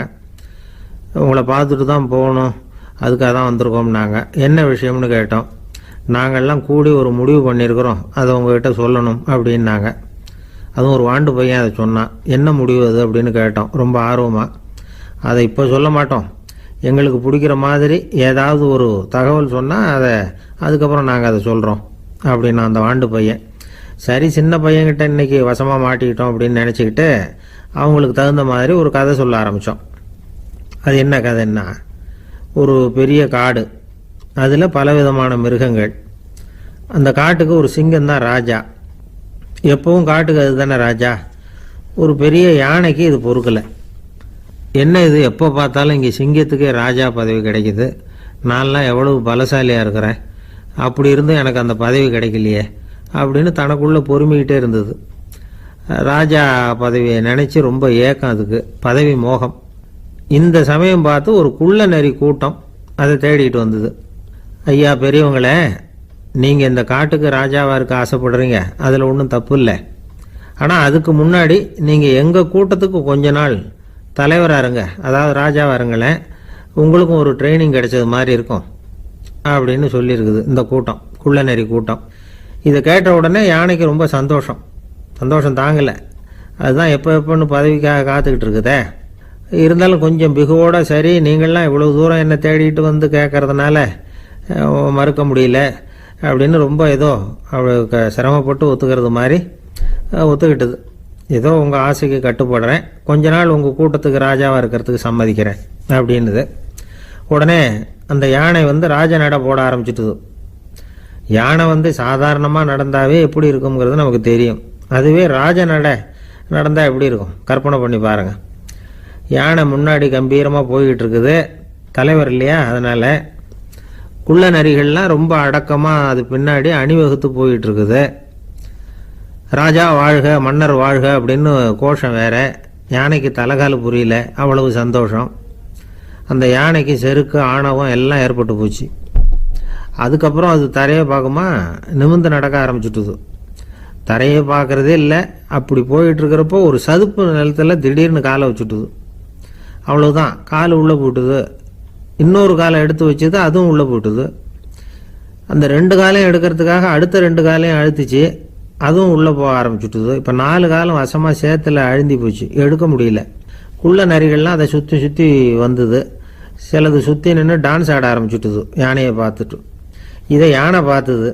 என்ன இது, தலைவர் நான் தவிச்சுக்கிட்டு இருக்கிறேன், தொண்டர்கள்லாம் சுற்றி நின்று வேடிக்கை பார்த்துக்கிட்டு இருக்கிறீங்க, டான்ஸ் ஆடுறீங்க அப்படின்னு கேட்டுதான். தொண்டர்களே, தலைவர் நான் தவிச்சுக்கிட்டு இருக்கிறது உங்களுக்கு தெரியலையா? இப்போ உடனே உங்கள் தலைவரை காப்பாற்ற வேண்டியது உங்கள் கடமை இல்லையா அப்படின்னு கத்துச்சான் அந்த யானை. குள்ள நரிகளில் ஒன்று முன்னாடி நின்று அந்த யானையை பார்த்து தான், தலைவரே எங்களுக்கு ரொம்ப நாளாக ஒரு ஆசை, அந்த ஆசையை நிறைவேற்றிக்கிறதுக்காகத்தான் உங்களை எங்கள் தலைவராக ஏற்றுக்கிறோம்னு சொன்னோம் அப்படின்னு தான். என்ன ஆசைன்னு கேட்டிருக்கு யானை. யானை கறி சாப்பிட்டு பார்க்கணுங்கிறது எங்களுக்கு ரொம்ப நாளாக ஆசை, அது இன்னைக்கு தான் நிறைவேற போகுது அப்படின்னு தான் அந்த நரி. இதை கேட்ட உடனே அந்த யானை அப்படியே மூர்ச்சி ஆகிட்டு தான். நரிகள்லாம் அது மேலே ஏறி குதற ஆரம்பிச்சுட்டு தான். பதவி மேலே இருந்த பேராசை அந்த பலசாலியான யானையையே மாட்டி விட்டுட்டுது பார்த்தீங்களா அப்படின்னு சொல்லி முடித்தோம் இந்த கதை.